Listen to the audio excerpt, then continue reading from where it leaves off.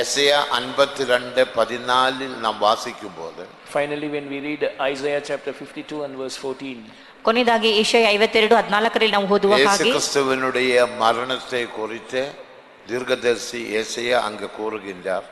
Isaiah the prophet prophesies about the death of Jesus there. ಯೇಸು ಕ್ರಿಸ್ತನ ಮರಣದ ಕುರಿತಾಗಿ ಪ್ರವಾದಿ ಏಷಯನಲ್ಲಿ ಹೇಳುತ್ತಾನೆ, அவரை பார்த்த அநேகர் பிரமிப்படைந்தார். Many were astonished when they looked at him ಅನೇಕರು ಆತನ ನೋಡಿ ವಿಸ್ಮಯಗೊಂಡರು. அவருக்கு ஒரு ரூபம் இல்லை, because he was marred. ಆತನಿಗೆ ರೂಪವಿರಲಿಲ್ಲ, அவருக்கு ஒரு மனுஷனுடைய ஆகிருதியும் இல்லை. He did not have the shape or figure of a man. ಮನುಷ್ಯನ ಆಕಾರವನ್ನು ಅವರು ಹೊಂದಿರಲಿಲ್ಲ. அவரை கண்ட அநேகர் பிரமிப்படைந்தார். Many were astonished looking at him ಅನೇಕರು ಅವರನ್ನು ನೋಡಿ ಭ್ರಮಿಸಿದರು. அவருடைய சரீரம் பிரமிக்கத்தக்க பரிதாப நிலைமையில் காணப்பட்டது. his body was seen in such a state that many were astonished looking at him. ಯಾಕಂದ್ರೆ ಅವರ ದೇಹವು ಅನೇಕರು ನೋಡಿ ವಿಸ್ಮಯಗೊಳ್ಳುವಂತ ರೀತಿಯಲ್ಲಿ ஒரு ಕಾಣಲ್ಪಟ್ಟಿತು. முறைதான் அவரை பார்க்க முடியும். You can look at him just once. ಒಮ್ಮೆ ಮಾತ್ರವೇ ಅವರನ್ನು ನೋಡಲು ಸಾಧ್ಯ. அவருடைய சரீரம் 129 சங்கீதம் 3 வசனத்தின்படி ஒழுகிறவர்கள் என் முதுகின் மேல் உழுத படச்சாலுகளை நீளமாக்கினார்கள். அதே போல அவருடைய சரீரம் வாரினால் அடித்து அடித்து உழுதார்கள். Even so, as it is mentioned in Psalm 129 and verse 3, the plowers made long their furrows and they plowed in his back. ಆದ್ದರಿಂದಲೇ ಕೀರ್ತನೆ 129 3ನೇ ವಾಕ್ಯದ ಹೇಳುವ ಪ್ರಕಾರವಾಗಿ ಹುಳುವವನು ತನ್ನ ಬೆನ್ನಿನ ಮೇಲೆ ಉತ್ತುತ್ತು ಉದ್ದವಾದ ಗೆರೆಗಳನ್ನು ಮಾಡಿದರು ಎಂಬುದಾಗಿ ಆ ಅಟಿಯಿಂದ ಅವರನ್ನು ಹೊಡೆದರು. ಆ ರೀತಿಯಾಗಿ ಕಾಣಲ್ಪಟ್ಟರು.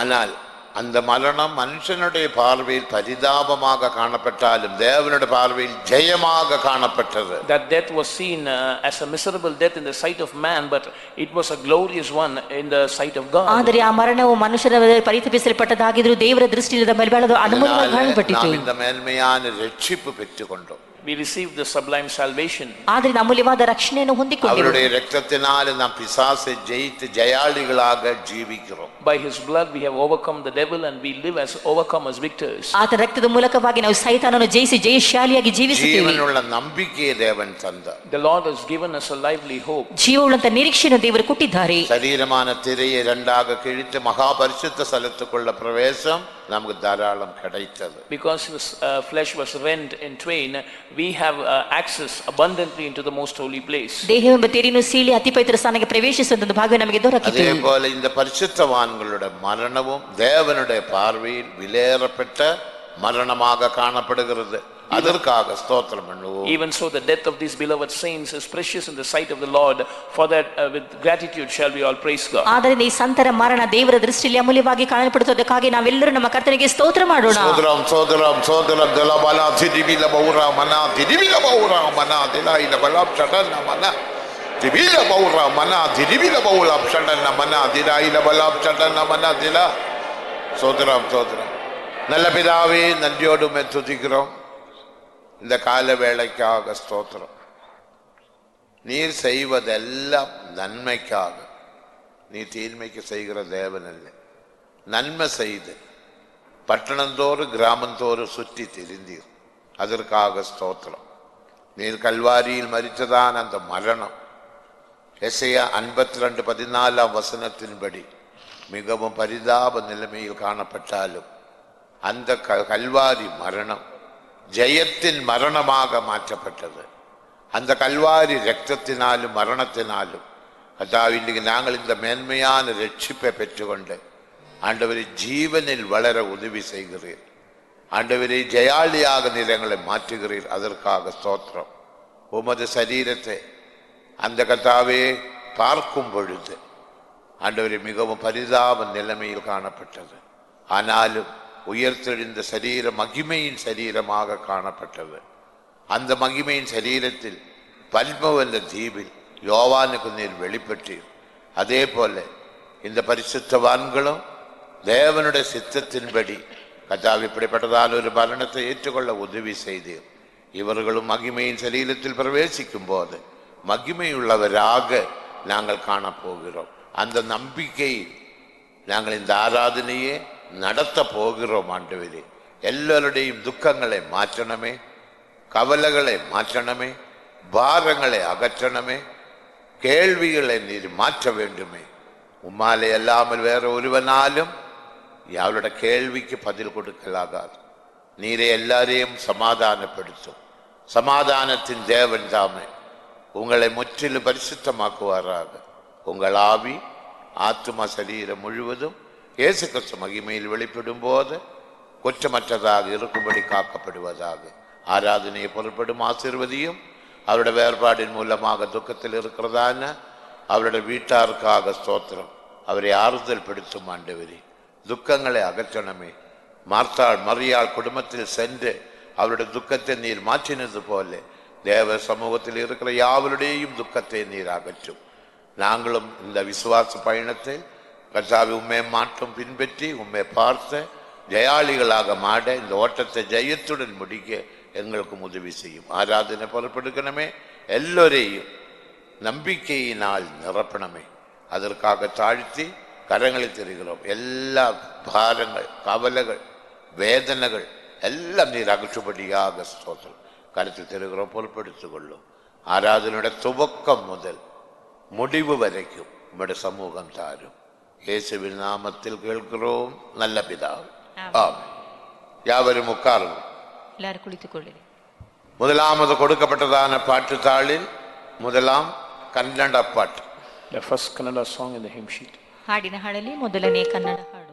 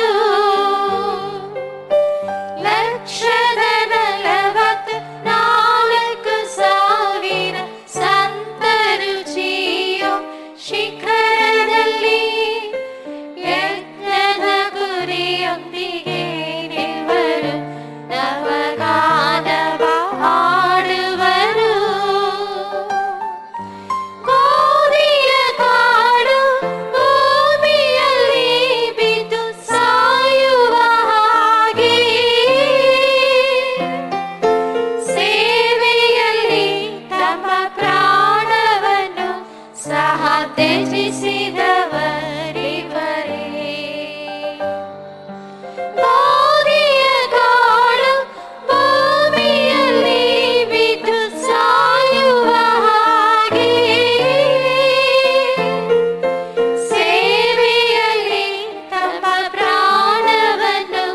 ಸಹ ತ್ಯಜಿಸಿದವರಿವರೇ. ನಿತ್ಯ ನಿತ್ಯವಾಗಿ ಜೀವನದಲ್ಲಿ ಯೇಸುವೊಂದಿಗೆ ಆಳ್ವರು. ನಿತ್ಯ ನಿತ್ಯವಾಗಿ ಜೀವನದಲ್ಲಿ ಯೇಸುವೊಂದಿಗೆ ಆಳ್ವರು. 144,000 ಸಂತರು ಜೀಯೋ ಶಿಖರದಲ್ಲಿ ಯಜ್ಞದ ಕುರಿಯೊಂದಿಗೆ ನಿಲ್ವರು. ನವಗಾನವ ಹಾಡುವರು. 144,000 ಸಂತರು ಜೀಯೋ ಶಿಖರದಲ್ಲಿ ಯಜ್ಞದ ಕುರಿಯೊಂದಿಗೆ ನಿಲ್ವರು. ನವಗಾನವ ಹಾಡುವರು.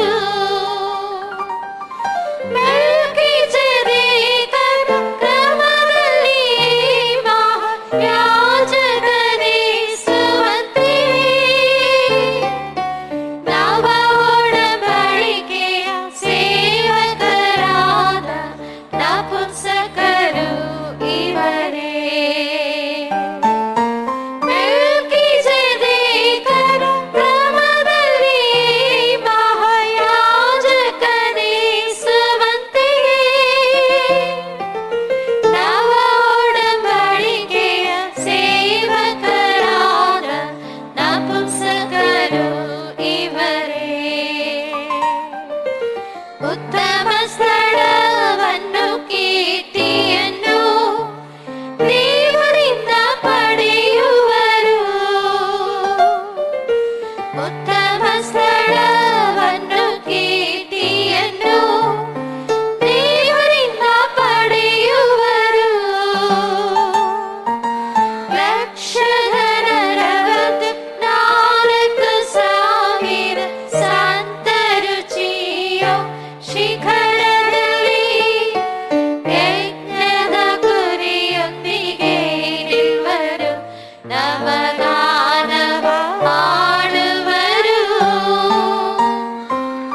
144,000 ಸಂತರು ಜೀಯೋ ಶಿಖರದಲ್ಲಿ ಯಜ್ಞದ ಕುರಿಯೊಂದಿಗೆ ನಿಲ್ವರು. ನವಗಾನವ ಹಾಡುವರು. ಜೀವನಿರ್ಮಾಣವ ಬೇಗನೆ ಮುಗಿಸಿ ಜೀವನಿನ ರಾಜನು ಪ್ರವೀಣರಾದ ಶುದ್ಧರನ್ನು ಸೇರಿಸಲು ಪ್ರಭಾವದಲ್ಲಿ ಬರುವನು. ಜೀವನಿರ್ಮಾಣವ ಬೇಗನೆ ಮುಗಿಸಿ ಜೀವನಿನ ರಾಜನು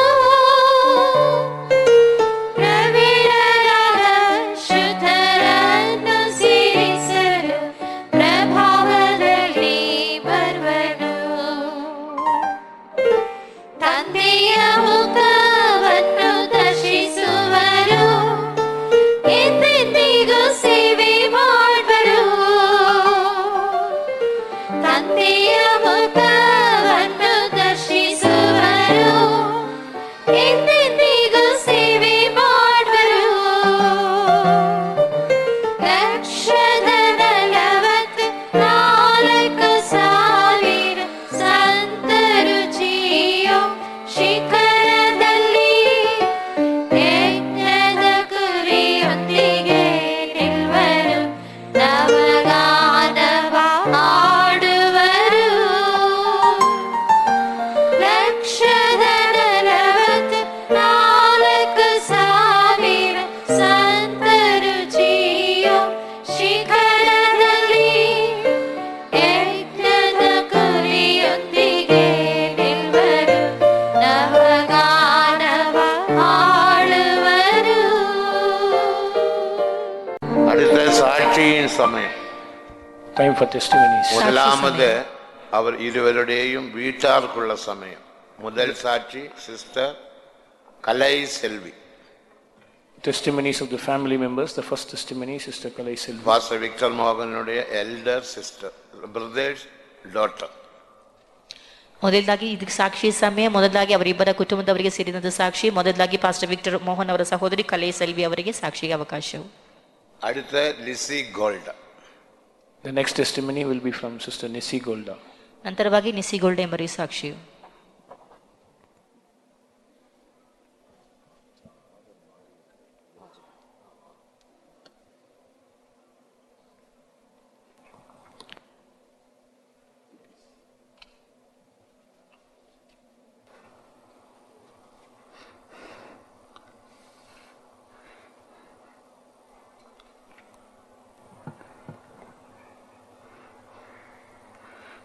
ஸ்தோத்திரம். கர்த்தருடைய பரிசுத்த நாமத்துக்கு ஸ்தோத்திரம். பரிசுத்தவான்களின் மரணம் கர்த்தருடைய பார்வைக்கு அருமையாக இருக்கிறபடியால் கர்த்தரை நான் நன்றியோடு ஸ்தோத்திரிக்கிறேன்.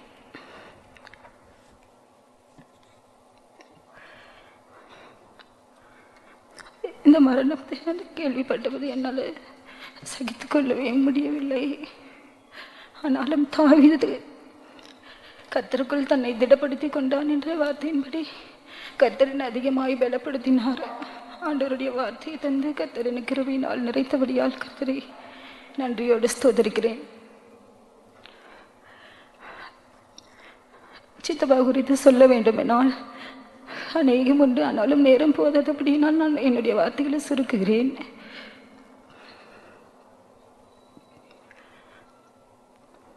என்னுடைய சிறு வயதிலே என்னுடைய பெற்றோர்கள் சித்தப்பா பற்றி அதிகமாய் விசேஷித்த காரியங்களை என்னிடத்தில் சொல்லியிருக்கிறாங்க. ஆனால் என்னுடைய சித்தப்பாவை நான் பார்க்க முடியவில்லை. எப்படியாவது இவரை பார்க்க வேண்டும், இவ்வளோ குணாதிசயங்கள் இவரிடத்துல சொல்கிறாங்களேன்னு சொல்லிட்டு எனக்குள்ள அதிகமான ஒரு ஆசை இருந்தது. என்னுடைய 10ஆம் வயதில் தான் நான் சித்தப்பாவை பார்த்தேன். அதன் பிறகு ஆண்டவருடைய அன்பை அதிகமாக ருசிக்க கர்த்தர் எனக்கு கிருபை தந்தார். அவரை முதலாவது நான் பார்க்கும்போது ஒரு தேவ சாயலை போல நான் கண்டேன். எனக்குள்ள அப்போ ஒரு எண்ணம் உண்டானது, சித்தப்பா போலயே நாமும் மாற வேண்டும் என்றதான ஒரு எண்ணம் எனக்குள்ள அதிகமாய் தோன்றினது. அதனை முதற்கொண்டு நான் ஆண்டவரோட ஏசப்பா ரகசியமாக என் வீட்டில் அப்பா மட்டும் ரசிக்கப்பட்டதுனால நான் வெளியே காட்டிக்கொள்ளாமல் அதிகமாக ஏசப்பாட்ட அதிகமாக ஜெபிப்பதுண்டு. அப்பொழுது கர்த்தர் அவருடைய வார்த்தையின் மூலமாய் கர்த்தர் என்னோடு அதிகமாக இடைப்பட்டார். அப்பொழுது சியோனின் குறித்ததான ஒரு தரிசனங்கள் சொப்பனங்கள் மூலமாய் கர்த்தர் என்னோடு பேசி என்னுடைய அழைப்பையும் தெரிந்து கொள்வதிலையும் கர்த்தர் எனக்கு உறுதிப்படுத்தினார். அதற்காக என் தேவனை நன்றியோடு ஸ்தோத்திரிக்கிறேன். என்னுடைய ஊழியத்துக்கு வருவதற்கு முதலாவது காரணம் சித்தப்பா தான். அவரை பார்க்கும்போது எனக்கு ஏசப்பாவை பார்த்த போல தான் எனக்கு தோன்றினது அந்த நாளில். அதன் பிறகு என்னுடைய 20வது வயதிலே இந்த கனமான ஊழியத்துக்கு நான் ஒப்பு கொடுத்தேன். அப்போது சித்தப்பா சொன்னாங்க, நீ சின்ன வயசாக இருக்க, இன்னும் ஒரு 2 இயர்ஸ் போகட்டும், அதன் பிறகு நீ இந்த ஊழியத்துக்கு வா அப்படி சொல்லிட்டு சொன்னாங்க. ஆனால் நான் ஏசப்பாட்ட பொருத்தனை பண்ணிட்டேன், இந்த இயரில் நான் எப்படியாவது வந்துடுவேன் அப்படின்னு சொல்லிட்டு கர்த்தரும் ஆண்டவருடைய வார்த்தையின் மூலமாக என்னோடு அதிகமாக எச்சரித்து என்னை நடத்தினார். அதற்காக கர்த்தரை ஸ்தோத்திரிக்கிறேன். அதன் பிறகு எனக்கு நான் ஊழியத்துக்கு எடுக்கப்பட்டேன். நான் அதன் பிறகு சித்தப்பாவை சந்தித்த பொழுது அவர் என்னிடம் முதலாவது கூறின வார்த்தை, நான் சித்தப்பா இருக்கிறேன்னு சொல்லிட்டு ஊழியத்தில் நீ என்னிடத்துல எந்த விதத்துலையும் என்னை சார்ந்து கொள்ளக்கூடாது, என்னுடைய ஞாபகமே உனக்கு வரக்கூடாது, முற்றிலுமாக உனக்கு ஏசுதான், வேறு யாரும் உனக்கு இல்லை, எதை கேட்டாலும் நீ ஏசப்பாட்டு தான் கேட்கணும், என்கிட்ட ஒரு சின்ன காரியத்தை கூட என்கிட்ட கேட்கக்கூடாதுன்னு சொன்னார். அது முதற்கொண்டு நான் அதற்கு முன்பாக நான் ஒன்று மட்டும் உங்ககிட்ட கேட்குறேன், அதை மட்டும் எனக்கு கொடுங்க அப்படின்னு சொன்னேன். அப்போது என்ன வேணும் அப்படின்னு கேட்டார். எனக்கு ஒரு சின்ன வேதாகமும் எனக்கு வேண்டும் அப்படின்னு சொன்னேன். அப்போ சித்தப்பா சொன்னாங்க, நீ இன்னைக்கு போய் ஜெபம் பண்ணு, கர்த்தர் உனக்கு சின்ன வேதாகமத்தை தருவார் என்று என்னிடத்து கூறிவிட்டார். அதன் பிறகு என்னுடைய பயிற்சி முகாமில் எல்லா திங்ஸும் மாற்றுவார்கள். அப்போது ஏசப்பா எனக்கு சின்ன வேதாகமம் எனக்கு வேணும், சித்தப்பா சொல்லியிருக்காங்க, உங்ககிட்ட ஜெபிச்சா ஆண்டவர் தருவாருன்னு சொல்லிட்டு அவர்கிட்டையும் எதையும் கேட்கக்கூடாது என்று சொல்லியிருக்கிறாங்க. அதனால நீங்கள் எனக்கு அந்த வேதாகமத்தை எனக்கு தர வேண்டும் இயேசுவேன்னு சொல்லிட்டு நான் ஜெபித்து விட்டு நான் என்னுடைய பிரதிஷ்டைக்காக எல்லா பொருட்களையும் நான் வைத்தேன். அப்பொழுது அமைச்சு எல்லாரிடம் வேதாகமும் கொடுக்கும்போது நான் எப்படி நினைத்தினோ அதே மாதிரி அந்த சின்ன வேதாகமும் என்னுடைய கையில் நான் வாங்கினேன். அதை நான் பார்க்கும்போது எனக்கு கண்ட்ரோல் பண்ணவே முடியல. இப்படி தான் கர்த்தருடைய கரங்களில் நம்ம ஒப்பு கொடுத்து எல்லா காரியங்களையும் பெற்றுக்கொள்ள வேண்டும் என்று நான் நினைத்து அந்த வேதாகமத்தை நான் அவரை சந்திக்கும் பொழுது நான் அவரிடத்தில் காட்டினேன். அவர் ரொம்ப மிகவும் சந்தோஷப்பட்டார். இப்படி தான் நீ செய்ய வேண்டும், ஒவ்வொரு காரியத்தையும் ஏசப்பட்டதான் வாங்கி நீ பெற வேண்டும், எந்த மனுஷர்கிட்டையோ எந்த வீட்டார்கிட்ட ஒரு திங்ஸ் கூட நீ வாங்கக்கூடாது, என்கிட்ட நீ ஒரு காரியத்தை நான் வாங்கக்கூடாது, நானும் உனக்கு கொடுக்க மாட்டேன் அப்படின்ட்டு சொல்லுவேன். அப்போ எனக்கு சொல்லி கொடுத்தார் ட்ரைனிங் பீரியடில். அது முதற்கொண்டு அவர் எனக்கு இது வரைக்கும் என்னுடைய உடுத்தின் பகுதியில் ஒரு சின்ன பின்னு கூட எனக்கு கொடுத்ததில்லை. எனக்கு பணத்தை கன்வென்ஷன் டயத்தில் என்னதில் காணிக்கை கொடுப்பாரு. அந்த காணிக்கை கொடுத்து விட்டுட்டு அவர் சொல்லுவார், முதலாவது நீ இதை எடுத்துக்கொண்டு நீ என்ன செய்வ அப்படின்னு கேட்பார். எனக்கு தெரியல அப்படின்னு சொல்லிட்டு சொன்னேன். இதை நீ கொண்டு போயிட்டு அங்குள்ள இன்சார்ஜ் பிரதர் சிஸ்டர்ஸ்ட்டு கொடுக்கணும், அங்குள்ள சென்ட்ரல் பாஸ்டர் அமைச்சிட்டு கொடுக்கணும், நீ பணத்தை கையில் வைக்கக்கூடாது அப்படின்னு சொல்லிட்டு எனக்கு சொன்னார். அதன்படியே இந்நாள் வரைக்கும் கர்த்தர் பணம் என்னுடைய கையில் வைக்காதபடிக்கு கர்த்தர் என்னை மட்டுமாய் பாதுகாக்கிறார். அவருடைய ஜெப ஜீவியத்தை குறித்து சொல்ல வேண்டுமானால் எனக்கு எப்பாவது ஒரு வருஷத்தில் ஒரு 3 டைம் அப்படி எடுப்பார். அப்போ எடுத்து என்னிடத்துல பேசும்பொழுது அவருடைய வார்த்தையில் பார்க்கும்போது எந்த ஒரு அனாவசியமாக எந்த ஒரு காரியத்தையும் பார்க்க முடியாது. ஏசப்பா பற்றி மட்டும்தான் அவர் என்னிடத்துல பகிர்ந்து கொள்வார். ஆண்டவர் என்ன பேசினாரு, நீ எவ்வளோ நேரம் ஜெபிக்கிறேன், வேதாகமம் வாசிக்கிறியா, பரிசுத்தவான்களுக்கு கீழ்ப்படுகிறியா, நடந்து பாருங்களுக்கு இளைப்பாறுதலாக இருக்கிறியா, அப்படி தான் என்னிடத்துல விசாரிப்பார். அப்போது நான் உனக்கு ஒரு சின்ன ஸ்டடி தரேன், இதை நீ எழுதி ஒவ்வொரு நாளும் இதை பயிற்சிக்க வேண்டும் என்று என்னிடத்துல சொல்லுவாங்க. அதன்படியே நான் அவர் எப்போ ஃபோன் எடுத்தாலும் என்னுடைய கையில் ஒரு டைரியும் ஒரு பெண்ணை வச்சுப்பேன். அப்போது அந்த ஸ்டடி எல்லாமே நான் எழுதி கொள்வேன்.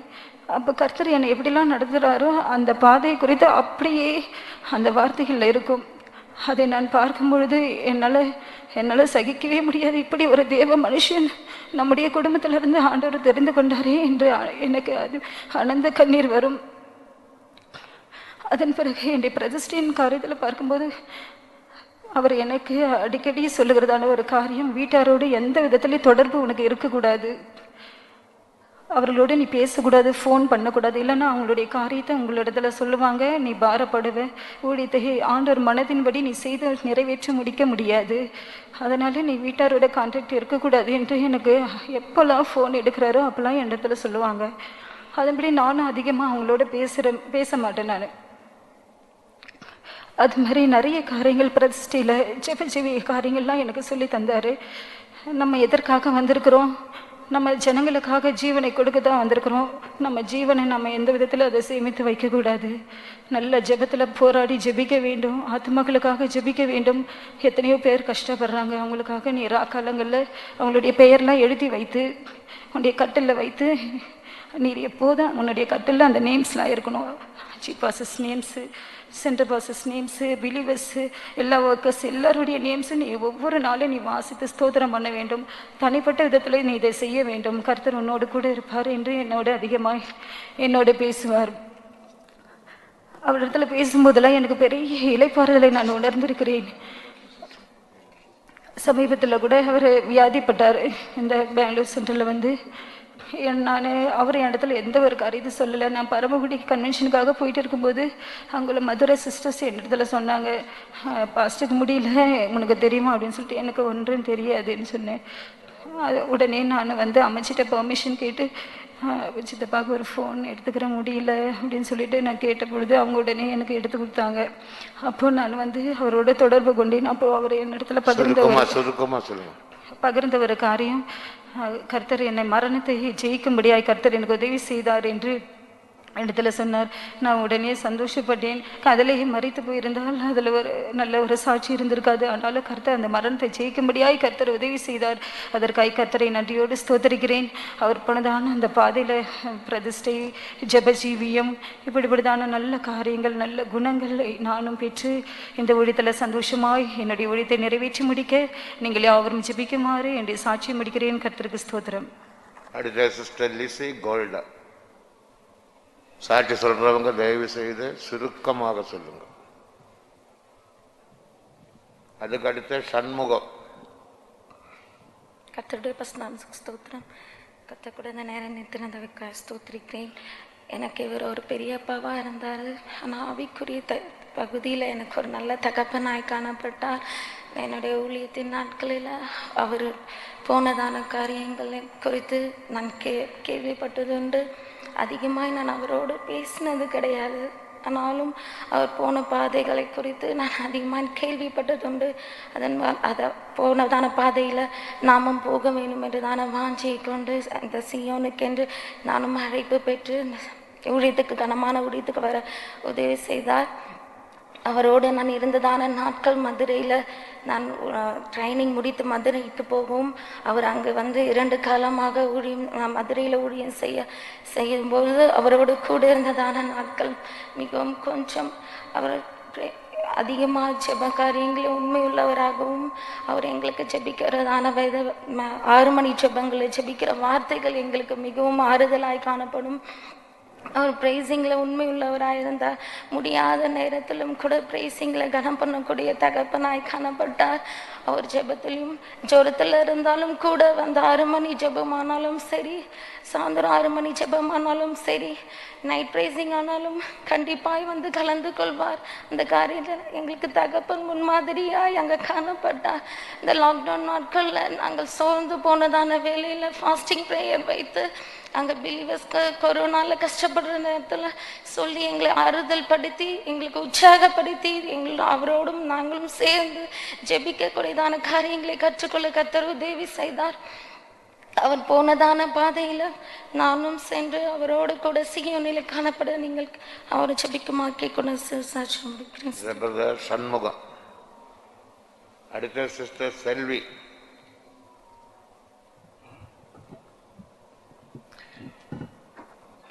கர்த்தருடைய பரிசுத்த நாமத்திற்கு ஸ்தோத்திரம். அடியனை கூட இந்த பரிசுத்தவான்கள் மத்தியிலேயும் மகா பெரிய சபையிலேயும் இயேசுவை குறித்து என்னுடைய அண்ணன் பாஸ்டர் விக்டர் மோகன் அவர்களை குறித்து இந்த இடத்திலே சாட்சி சொல்ல தேவன் எனக்கு செய்த இந்த ஸ்லாக்கியத்துக்காக நான் தேவனை மறுபடியும் ஸ்தோத்தரிக்கிறேன். நாங்கள் இயேசு கிறிஸ்துவை அறியாத ஒரு இந்து குடும்பத்தில் பிறந்து வளர்க்கப்பட்டோம். என்னுடைய தகப்பனார் அந்த ஊரிலே ஒரு பெரிய மனுஷனாக இருந்தபடியால் அங்கே இருக்கிற ஹிந்து டெம்பிள், அதில் இருக்கிற எல்லா சிலைகள் படம் எல்லாம் என்னுடைய அப்பா அங்கே வாங்கி கொடுத்தது தான். அப்போது அவ்வளோ வைராக்கியமாக இந்தியிலே நாங்கள் காணப்பட்டோம். என்னுடைய அண்ணன் கூட அப்படி வைராக்கியமாக இருப்பார். கர்த்தருக்கு ஸ்தோத்திரம். கர்த்தருடைய மகா பெரிய கிருபையினால எங்களுடைய குடும்பத்தை கர்த்தர் ரட்சித்தார். கர்த்தருக்கு ஸ்தோத்திரம். நாங்கள் 3 சகோதரர்கள். என்னுடைய பெரிய சகோதரர் அவர் சண்டே கிளாஸ் ஹெட் மாஸ்டராக இருந்து கடைசி நாட்களில் இந்த பெருங்குற்று ஒரு ஃபெய்த்தோம் இருக்கிறது எங்களுடைய நேட்டிவ் பிளேஸ், அங்கு அவர் மரித்தார். கர்த்தருக்கு ஸ்தோத்திரம். 2வது பாஸ்டர் விக்டர் மோகன், 3வது நான். கர்த்தருக்கு ஸ்தோத்திரம். என்னுடைய அண்ணனை குறித்து சொல்ல வேண்டுமானால் இன்று பத்தாது, பல மணி, பல நாட்கள், பல மாதங்கள் நான் அண்ணனை குறித்து அதிகமாக பேசிக்கொண்டிருப்பேன். என்னுடைய அலுவலகத்தில் கூட என்னுடைய அண்ணனை குறித்து நான் சாட்சி சொல்வேன். இவர் இப்படி இருந்தார், இப்படி ஆகினார், இப்படி பல சாட்சிகள் சொல்லுவோம். இருப்பினும் குறிக்கப்பட்ட நேரம் எனக்கு கொஞ்சம் காலம் கொடுக்கப்பட்டதுனால என்னுடைய சாட்சியை நான் சுருக்க விரும்புகிறேன். கர்த்தருக்கு ஸ்தோத்திரம். பள்ளி பருவத்திலே நான் என் அண்ணன் சைக்கிள் செல்வோம். என்னுடைய 3 அண்ணன்கள். கர்த்தருக்கு ஸ்தோத்திரம். என் அண்ணன் ஏற்றி கொண்டு போவார். கர்த்தருக்கு ஸ்தோத்திரம். ஸ்கூலில் எங்கள் அண்ணன் தான் கிளாஸ் ஃபஸ்ட் இருப்பார். ப்ராக்ரஸ் ரிப்போர்ட் அப்பெல்லாம் கொடுப்பாங்க. That is in 870s. அதில் 410 out of 500. அதில் வாங்குவார். அதில் ஏ பின்னு போட்டிருந்தேன். என்னென்னா ஏ பின்னு போட்டிருக்கேன்னு கேட்டேன்.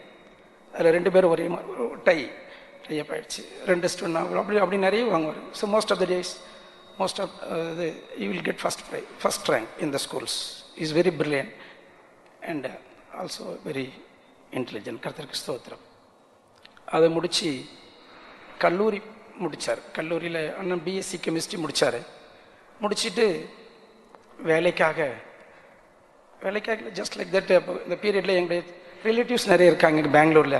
என்னுடைய சித்தி, சித்தப்பா, அக்கா, தங்கச்சி நிறைய இருக்காங்க இங்கே. ஸோ அவங்க வீட்டுக்கு வருவார். அவங்க எல்லாரும் வந்து இயேசுவை தெரிந்தவர்கள். என்னுடைய அக்கா சொன்ன மாதிரி, சாட்சி சொன்ன மாதிரி அவங்க ப்ரேயரில் உட்கார மாட்டார். அப்புறம் அவங்க கம்பல் பண்ணி உட்கார. அதுக்கப்புறம் கொஞ்சம் கொஞ்சமாக இயேசுவை பற்றி எங்கள் மாமாலாம் சொல்ல அவர் இயேசு ஏற்றுக்கிட்டார்.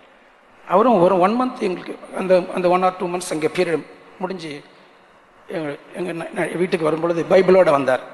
வந்தபோது பைபிளை வச்சுட்டு இயேசு சாமி பற்றி சொல்ல ஆரம்பிச்சிட்டார்.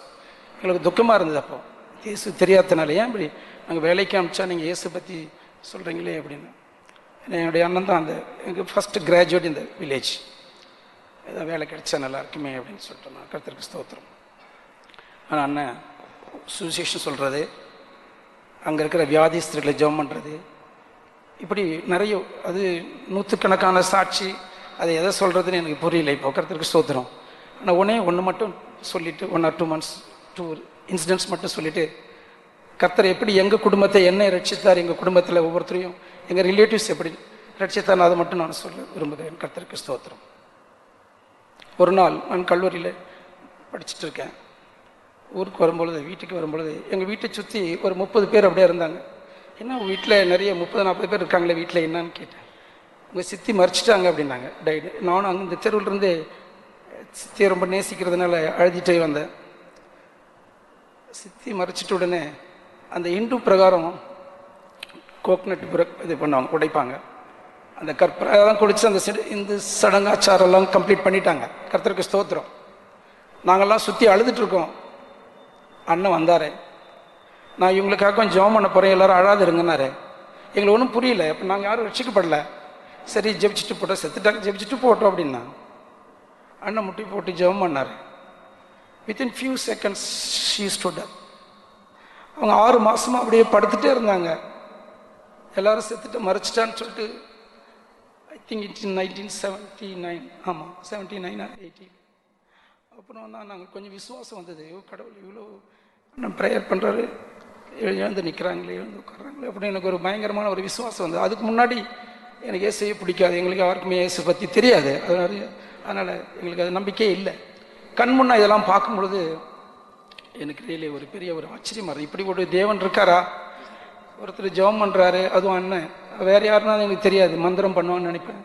என்னுடைய அண்ணன் இப்படி பண்ணும் பொழுது I got very good faith in Christ Jesus. Second இன்சிடென்ட்னா, அந்த ஊரில் இன்னொரு பெரிய பணக்காரர் ஒருத்தர் இருந்தார் என்னுடைய நேட்டிவ் வில்லேஜில். அவர் நல்ல ஜாதகம் எழுதுவார். இந்த ஜாதகத்தின் பிரகாரம் கரெக்டாக அவர் இஸ் அபவுட் 80 years. இந்த நாளில் இந்த மந்தில் நான் கரெக்டாக மறிச்சிடுவேன்னு எழுதியிருக்காரு. அவருக்கு ஒரே பையன். அவர் ஒரு மந்திரவாதி. அப்போ சொன்னார் கரெக்டாக அந்த டேரில் அண்ணனுக்கு ஃப்ரெண்டு அவருக்கு ஒருத்தர் இருந்தார். இவர் விக்டர் மோகனை கூப்பிட்டு ஜெபம் பண்ணுங்க, அவர் மரணத்திற்கு அவர் வந்து ப்ரேயர் பண்ணால் சரியாயிடும். அதே மாதிரி அண்ணா அவர் வீட்டுக்கு போயிருக்காரு. அவர் சொன்னார், நாங்கள் இந்து, நாங்கள் மந்திரம் வைப்போம், நீங்கள் வந்து இங்கெல்லாம் ஜெபம் பண்ணக்கூடாது, அந்த கத்தி வச்சு கொலை பண்ணிவிடுவேன்னு சொன்னார். அண்ணன் சிரிச்சுட்டு, எங்களுக்கு ஒரு சான்ஸ் கொடுங்க, இயேசு ஏற்றுக்குங்க, இயேசு கிறிஸ்து உங்களுக்கு இந்த அப்பாவுக்கு உயிர் கொடுத்துட்டாருன்னா நீங்கள் ஏற்றுக்கிறது, அப்படின்னா இயேசு கிறிஸ்து ஏற்றுக்கு தேவையில்லை அப்படின்னு சொல்லிட்டு வந்தார். அவர் வந்து வீட்டுக்கு வந்ததுக்குள்ளே அவங்களுடைய சன்னு வந்தார், மந்திரவாதி வந்துட்டார் எங்கள் வீட்டுக்கு. வந்துட்டு எங்கள் அப்பா சுகமாயிட்டார், ஏஞ்சி உட்கார்றாரு. இந்த இன்சிடென்ட்லாம் கண் எதிர்க்க எங்கே பார்க்கும் பொழுது, இப்படி ஒரு கடவுள் இருக்காரா, இப்படி ஒரு தேவன் இருக்காருன்னு நாங்கள் எல்லாரும் இயேசுவே அப்போ தான் இயேசு நேசிக்கார், இயேசுவை ருசித்தோம், டேஸ்ட் பண்ணி இயேசு கிறிஸ்துவ ஒவ்வொருத்தரும் நாங்கள் ஃபேமிலியில் just like that we have not accepted Christ. We have tasted inch by inch through prayers of my beloved brother. So we have accepted Lord Jesus Christ. Glory to God. கர்த்தர் நல்லவராக இருக்கிறார், கர்த்தருக்கு ஸ்தோத்திரம். அப்புறம் எங்கள் அண்ணனை ஊழியத்துக்கு எடுத்துட்டாங்கன்னு சொன்னார். என்ன இருந்ததுக்குள்ளே ஏன் உழித்துட்டு போகிறீங்க அப்படின்னு எனக்கு அப்போ தெரியாது. அப்புறம் அங்கே நானும் வயல்வெளியில் பேசிட்டு இருக்கோம், நானும் அண்ணனும். அப்போ ஒரு போஸ்ட்மேன் வர்றாரு. போஸ்ட்மேன் அது யாருக்கும் தெரியாது. போஸ்ட்மேன் ஒரு கவரை டெலிவர் பண்ணுறாரு. அந்த கவரை பிரித்து பார்க்கும்போது அதில் அண்ணனுக்கு ஒரு அப்பாயின்மெண்ட் ஆர்டர் வந்திருக்கு இந்தியன் பேங்க்கில் 79. அப்போ சொன்னார், தம்பி இந்த கருத்து யாருக்கும் சொல்லாதே, அப்பா அம்மாலாம் ரொம்ப துக்கப்படுவாங்க, அண்ணெல்லாம் துக்கப்படுவார், ஏன்னா இவ்வளோ நாள் பொறுத்து எனக்கு வேலை கிடைச்சிருக்கு ஒரு இந்தியன் பேங்க் நல்ல ஜாபு. அப்போ சொன்னார், அவர் அண்ணன் சொன்னார்னா எனக்கு உழைத்துக்கு எடுத்தாச்சு, நான் நாளைக்கு போகிறேன், பிசாசு இன்னைக்கு இந்த ஆர்டர் கொடுக்குது அப்படி என் கண் முன்னே கிழிச்சாரு. என்ன அப்படி கிழிக்கிறீங்க? என்ன கர்த்தர் என் மூலம் ஒன்று ஆசீர்வதிப்பார். கர்த்தருக்கு ஸ்தோத்திரம். இது பிசாசு கொடுக்குற ஆசீர்வாதம் தேவையில்லை. நான் ஊழியத்துக்கு போனால் குடும்பத்துக்கு ஆசீர்வாதம் இருக்கும், இந்த ஊருக்கு ஆசீர்வாதம், மக்களுக்காக ஆசீர்வாதம் இருக்கும், ஆத்மாவை பாதுகாப்பு. அவர் நிறைய பேசினார், எனக்கு அப்போ புரியல, உபதேசம் நிறைய சொன்னார். கர்த்தருக்கு ஸ்தோத்திரம். இப்படியா ஸ்டெப் பை ஸ்டெப்பாக நாங்கள் குடும்பத்துக்கு, எங்கள் குடும்பம் எல்லாரும் கிறிஸ்துக்குள் வர எங்கள் அண்ணன் ஒரு எக்ஸாம்பிளாக இருந்தார். கர்த்தருக்கு ஸ்தோத்திரம். எந்த சாட்சி சொல்கிறது எதுன்னு தெரியல, நிறைய சாட்சி இருக்குது. எங்களுக்கு என்னெல்லாம் பிரச்சனையோ கஷ்டமோ இதெல்லாம் வரும்பொழுது நான் அண்ணனை தான் ஜீசஸ் தான் நினச்சிட்டு இருப்பேன். ஏன்னா இவர் கடவுள் கூட இருக்கிறதுனால இவர் தான் எனக்கு ஸ்ட்ரெயிட்டாகவே whatever he speaks God will hear. So I have very close connection with him, though he is away from my house. Every now and then I used to remember my brother only instead of Christ. அதனால் இன்னும் கர்த்தரிப்பு எடுத்துட்டாருன்னு தெரியல. ஏன் நீ உன் பிரதரை நினச்சிட்டு இருக்கேன், நீ ஏசாமி என்ன நினைக்கலையேன்னு எடுத்துட்டாருன்னு சமயத்தில் ஃபீல் பண்ணுவேன். கண்டவரே அண்ணனை அதிகமாக நேசிச்சுட்டு இருந்தேன், அதனால் எடுத்துட்டியோ இன்னொன்று சாரி. சோத்திரம். எங்கள் அண்ணன் எனக்கு ஆவிக்குரிய விதத்தில் ரொம்ப யூஸ்ஃபுல்லாக இருந்தார். பரிசுத்தவான்களை பற்றி சொல்லுவார், ஜெய ஜீவியத்தை பற்றி சொல்லுவார். நான் ஏதாவது பிரச்சனைன்னு சொல்லும் பொழுது, ப்ராப்ளம் சொல்லும் பொழுது அவர் தேவ வசனத்தை பேச ஆரம்பிச்சிடுவார். ஸ்தோத்திரம் சொல்லிட்டே இருன்னு சொல்லுவார். கர்த்தர் எல்லாத்தையும் ரிலீஸ் பண்ணி ஒன் ஹவர் ஒரு 100,000 ஸ்தோத்திரம் சொல்லு அப்படின்வார். நீ தனியாக இருந்து ஜெபம் பண்ணுன்னுவார். அது ஒவ்வொரு ஸ்டெப் பை ஸ்டெப்பாக எங்கள் அண்ணன் எங்கள் லைஃப்பில், எங்களுடைய ஃபேமிலி லைஃப்பில், எங்கள் குடும்பத்தையே அவர் ஆறுதலாக இருந்தார். இந்த சென்ஸ் எதெல்லாம் நாங்கள் அவரை டிஸ்டர்ப் பண்ண மாட்டோம், அவரும் பேச மாட்டார். ஏதாவது எக்ஸ்ட்ரீமாக எங்களால், அவருக்கு தெரியும் ஊழியத்தில் இருக்கார், அதுலேயும் நிறைய ஊழியத்தில் நிறைய காரியங்கள் இருக்கும், அதனால் we will not disturb him at all. very rarely will disturb. அந்த ஏதாவது டிஸ்டர்ப் பண்ணும்பொழுது ஒரு பெரிய ஆறுதலாக இருக்கும், அது உடனே சால்வ் ஆகிடும். அதனால் என்ன ரொம்ப தெய்வ சுகத்தை பற்றி சொல்லுவார். அவருக்கு என்ன சின்ன கஷ்டங்களும் இது வரைக்கும் எங்களை சொன்னதில்லை. அவருக்கு யார் மூலம்லாம் தெரியும், அண்ணனுக்கு இப்படி ஆயிடுச்சு, through somebody else will tell.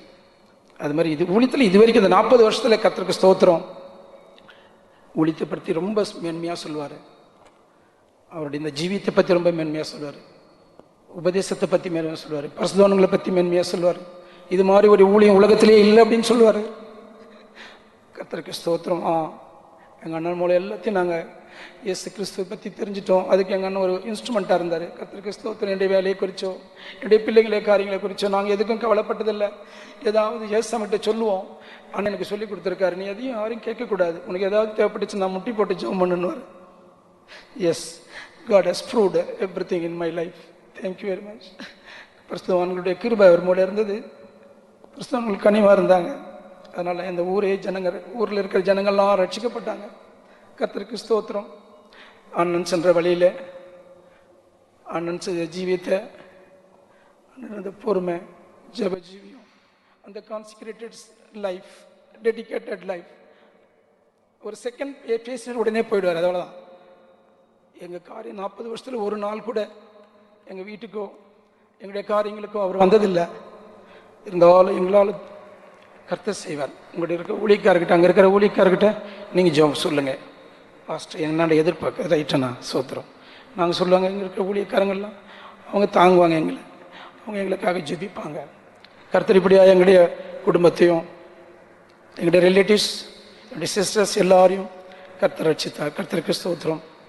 என்னுடைய அண்ணனுடைய மரணம் கேட்கும் பொழுது என்னால் தாங்க முடியல. இப்படி ஒரு மரணம் ஏன் சம்பவிச்சு ஆண்டவரே, அண்ணவங்கிட்ட 40 years இருந்தார், எனக்கு கஷ்டப்பட்டேன். அப்புறம் திங்க் பண்ணேன், பாஸ்டர் சொன்ன மாதிரி நம்மளாம் அது திங்க் பண்ண தேவையில்லை. கர்த்தர் நம்மளுடைய இருக்கிற கர்த்தர் அவருக்கு எடுத்துட்டார், அவ்வளோதான். ஸ்தோத்திரம். அண்ணன் சென்ற அந்த அண்ணன் போல நான் ஜீவிக்க, எங்கள் பிள்ளைகள் ஜீவிக்க, எங்கள் குடும்பம் உற்றார் உறவினர் எல்லாரும் அது போல ஜீவித்து இயேசு கிறிஸ்துவை போல நாங்களும் அவருடைய பரலோக ராஜ்யத்தில் காணப்பட ஜீவிக்கும்படி எங்கள் குடும்பத்திற்காகவும் எங்களுடைய ரிலேட்டிவ்ஸ் பிள்ளைகள் ஒருவர் ரட்சிக்கப்படாதவங்க நிறைய இன்னும் இருக்காங்க. அவங்களுக்காக நீங்கள் எல்லாரும் ஜீவிக்கணும் கேட்டு இந்த அருமையான இந்த தருணத்தை கொடுத்த இந்த பாஸ்டர்ஸ் இந்த சபைக்காக சாட்சி முடிக்கிறதுக்கு ஸ்தோத்திரம். சிஸ்டர் செல்வி, அதுக்கடுத்த சிஸ்டர் சரளா.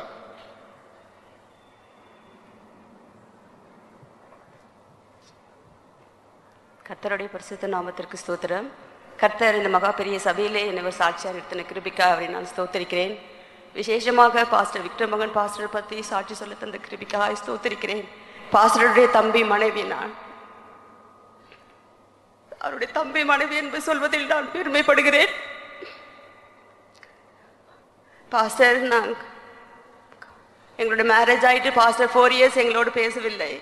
எனக்கு தெரியாது. அப்பொழுது எங்கள் அம்மா சிபிஎம்ல இருந்ததுனால செங்கம் ஜெயாம்மா எங்களுடைய அம்மா அப்போது சொல்லுவாங்க, அவர் உப்பிரதிஷ்டியில் உண்மையாக இருக்கிறாரு, குடும்பத்தோட பேச மாட்டார், யார் வீட்டுக்கும் வர மாட்டார், நீ தான் போய் அவர்கிட்ட பேசணும்னு சொன்னாங்க. அப்போது 4 இயர்ஸ் கழிச்சு என்னுடைய எக்ஸாம் பேங்க் இன்டர்வியூக்காக நான் அவரிடம் எங்கள் அம்மா கொண்டு போய் ஜெபித்து வந்தாங்க. இந்த கர்த்ததானமே கர்த்தருக்கு சித்தமானால் நான் ஜெபிக்கிறேன், கர்த்தர் உனக்கு இந்த வேலையை தருவார் என்று சொன்னார். அந்த ஒரு ஜெபத்திலே எனக்கு கர்த்ததானமே அந்த இந்தியன் பேங்க்லேயே ஒரு வேலையை கொடுக்க கர்த்தர் கிருபை செய்தார். விசேஷமாய் அவரை பற்றி சொல்லணும்னா என் சிஸ்டர்ஸ் எங்கள் குடும்பத்துக்கு அவர் ஒரு ஜெபத்துக்கு எங்களை ஒரு சாட்சியாய் கொண்டு போனார். அவர் ஊழியக்காரர்களுடைய வார்த்தைகளை கர்த்தர் நிலைப்படுத்துவார் என்பதற்கு எங்கள் குடும்பத்திலே அநேக சாட்சிகள் இருக்கிறது. முதல் சாட்சி, என்னுடைய தங்கச்சி மகன் +2 முடித்து விட்டு பாஸ்டர்கிட்ட பாஸ்டர் முடிச்சுட்டான், 500க்கு 495 வாங்கியிருக்கிறான், அவன் டாக்டருக்கு போகணும் கேட்குறான் பாஸ்டர்னு என் தங்கச்சி சொல்லி ஜெபிக்கும் போது அப்போ அவர் சொன்னார், அப்போ ஜெபிக்கும் போதே சொல்லிட்டாரு, ஸ்டான்லியில் மெடிக்கல் காலேஜ் டாக்டர் சீட்டு கொடுத்ததுக்காக நன்றி ஆண்டவரேன்னு சொன்னார். அப்போ என் பையன் சொன்னான், பெரியமா நான் இன்னும் ஒன்றுமே பண்ணல, அதுக்குள்ளே பாஸ்டர் பெரியப்பா எனக்கு ஸ்டான்லியில் டாக்டர் கிடைக்குன்னு சொல்லிட்டாரு, சான்ஸே இல்லை பெரியமா அப்படின்னு சொல்லிட்டான். சரின்னு சொல்லிட்டு நாங்கள் சரி ஜெபிச்சுட்டே இருக்கும்போது அவனுக்கு ப்ரைவேட்டில் போயிட்டு கிடச்சிது, அண்ணாமலை யூனிவர்சிட்டியில் கிடச்சி 4.5 lakhs கொண்டு போய் ஃபீஸ் கட்டிட்டு வந்துட்டா. அப்பொழுது நாங்கள் சொன்னோம், பாஸ்டர் எதுக்கு இந்த மாதிரி சொன்னாருன்னு தெரியலையே, நம்ம அந்த வார்த்தையை வச்சு ஜெபம் பண்ணுவோம், ஊழியக்காரர்கள் வார்த்தையை கர்த்தர் கனப்படுத்துவாருன்னு சொல்லிட்டு அந்த நேரத்தில் நாங்கள் எல்லாரும் சேர்ந்து முழங்கால் படியிட்டு பாஸ்டர் சொன்ன வார்த்தையை வைத்து ஸ்டாண்டில் அவனுக்கு கொடுத்தபடியால் ஸ்தோத்திரம் ஆண்டவரே, கொடுத்தபடியால் ஸ்தோத்திரம் என்று சொன்னோம். அப்பொழுது நீங்க பொருத்தனைகள் செய்துவிட்டு அவர்கிட்ட கேட்கும்போது உனக்கு கர்த்தர் நிறைவேற்றுவார் என்ற ஒரு வசனத்தை கொடுத்தார். உடனே என் தங்கச்சி அதை பொருத்தனை பண்ணிவிட்டு அது கேட்கும்போது கர்த்தர் தானமே அவனுக்கு 3rd லிஸ்டிலே அந்த ஸ்டான்லி மெடிக்கல் காலேஜ்லேயே அவனுக்கு MBBS சீட் கிடைக்க கிருபை செய்தார். உடனே அந்த 4.5 lakhs வாங்கிட்டு கடவுளுக்காக அவங்க கொடுக்கும்போது கர்த்தர் அப்போது எங்கள் குடும்பத்தில் எங்கள் பிள்ளைகளை எங்கள் சிஸ்டர்ஸை பார்த்தால் பயங்கரமாக சந்தோஷப்படுவார். ஒவ்வொரு காரியத்துக்காகவும் நீங்கள் முட்டி போட்டு ஜெபிக்கிறீங்க, உங்கள் தாய் உங்களை எவ்வளோ அருமையாக வளர்த்து வைத்திருக்கார் என்பதற்கு மறுபடியும் சொல்கிறேன். பாஸ்டர் எங்களோடு குடும்பத்தோடு பேசுறது என்னுடைய மகள் மூலியமாக தான். எங்கள் மகள் 10th படிக்கும்போது தான் அவளை பாஸ்டர் பெரியப்பா என்று கூப்பிட்டு பாஸ்டரிடம் பேசினாள். பாஸ்டருக்கு அவருக்கு பெரியப்பா என்று கூப்பிட்டதை விட பிரதர் என்று கூப்பிட்டால் அவர் ரொம்ப சந்தோஷப்படுவார். ஆனால் எங்கள் மற்றவங்களாம் சொல்லிதான் என் டாக்டர் ஃபர்ஸ்ட் என் மகள் அவரை பெரியப்பா என்று கூப்பிட்டார். அப்பொழுது அவள் மூலியமாக தான் எங்கள் குடும்பத்திலே பாஸ்டர் எங்களோடு பேச ஆரம்பித்தார். எங்கள் வீட்டுக்கு வரமாட்டாங்க, என்னுடைய தாத்தா மாமனார் மாமியார் இருந்தாங்க, அவர்களை பார்க்கல, டெத்துக்கு வரல, எல்லாரும் சொல்லுவாங்க உங்கள் மகன் வரவில்லையான்று. ஆனால் அவர் ஒருத்தருக்கு பதிலாக 10 பேரை அனுப்புவார். எல்லா பாஸ்டர்ஸ் பிரதர்ஸ் சிஸ்டர்ஸ் எல்லாரும் எங்கள் தாத்தாக்கு மாமனாருக்காக ஜெபிப்பாங்க. அப்போ சொல்லுவாங்க உங்களுக்கு ஒரு மகன் இல்லைனாலும் நாங்கள்லாம் இருக்கிறோம்னு சொல்லிட்டு எப்படி தான் பாஸ்டர் மற்ற விஷயத்தை கேட்டு தெரிந்து கொள்வார். கர்த்தர் ஒவ்வொரு காரியத்துக்காகவும் நாங்கள் கேட்கும்போது முதலில் உங்களுடைய பிரதர்கிட்ட உங்கள் சிஸ்டர்கிட்ட ஃபர்ஸ்ட் அங்கே போய் சொல்லிட்டு தான் எங்ககிட்ட வரணும்னு சொல்வார். எதுவுமே நாங்கள் டைரக்டா நாங்கள் அவர்கிட்ட ஃபர்ஸ்ட்ல போக மாட்டோம், சொல்லிவிட்டு போகும்போது தான் அவர் சந்தோஷப்படுவார். அது மாத்திரமல்ல, எங்க அம்மா வியாதியா இருக்கும்போது 3 நாள் சாப்பிடாமல் பேசாமல் இருந்தாங்க. அப்போ வியாதிக்கு சுகம் கொடுக்க தேவன் பாஸ்டர் எனக்கு தெரியும். பாஸ்டர் ஜெபத்தை கேட்டு எங்க குடும்பத்தில் நிறைய வியாதிகள் நிறைய சுஸ்தமா இருக்குது. சரி கடைசி நேரத்தில் பாஸ்டர்கிட்ட ஜெபிப்போன்னு சொல்லிட்டு கேட்கும்போது பாஸ்டர் ஜெபித்து போராடி எங்க அம்மாவை பேச வச்சார். அப்போ எங்க அம்மா சொன்னாங்க, பாஸ்டர் நான் 3 நாள் சாப்பிடாம பேசாம இப்படியே போயிடணும்னு நினைச்சேன், ஆனா நீங்க ஜெபம் பண்ணி என்ன பேச வச்சுட்டீங்க பாஸ்டர்னு சொன்னாங்க. அந்த பாஸ்டரோட பேச்சை போட்டு ஆடியோ எடுத்து நாங்கள் டெய்லி அந்த ரெக்கார்டு போடும்போது எங்க அம்மா சாப்பிட ஆரம்பித்தார்கள். கர்த்தருடைய பரிசுத்த நாமத்திற்கு ஸ்தோத்திரம். கர்த்தர் தானவே இதற்கும் பாஸ்டருடைய அடக்க ஆராதனைக்கு வந்திருக்கும் போது எப்போதுமே பாஸ்டர் இந்த ஃபோன் வராது, எப்பாவது வரும், அப்போ சந்தோஷப்படுவோம் நாங்கள். அன்னைக்கு பாஸ்டர் எனக்கு ஃபோன் வந்தது, அன்னைக்கு சாட்டர்டே நாங்கள் லீவாக இருக்கிறதுனால தம்பி எங்கே இருக்கிறான் அப்படின்னு கேட்டார். ஸோ தம்பி ஃபஸ்ட்டு அவர் கிளம்பிட்டு இருக்கிறாரு அங்கே டெத்துக்கு அங்கே அடையார் வராரு பாஸ்டர். ஓ சரி சரி நானும் அங்கே தான் போகிறேன்னு சொன்னார். அப்போ பாஸ்டர் பார்த்துட்டு 5:30க்கு அவர் அனுப்பிச்சிட்டு பாஸ்டர் இவரு வீட்டுக்கு வந்தார். சரின்னு சொல்லிட்டு அப்போ எனக்கு மனசுக்குள்ளே தோணுச்சு, ஐயோ பாஸ்டர் வந்து போகிறாரு பேசலாமேன்னு சொல்லிட்டு. அப்போ கரெக்டாக 8:30 8:15 இருக்கும் நான் ஃபோன் எடுத்தேன். பாஸ்டர் கொஞ்சம் நல்லா பேசிட்டே வந்தார். அடக்க ஆராதனை பற்றி சொன்னார், ஜெபத்தை பற்றி சொல்லிட்டு அப்புறம் இந்த பிள்ளைகளை பற்றி அப்போ தான் எங்களை கேட்டார். என் பையன் இப்போ எம்எஸ் படிச்சுட்டு இருக்கிறான், அவனை பற்றி கொஞ்சம் கேட்டார்.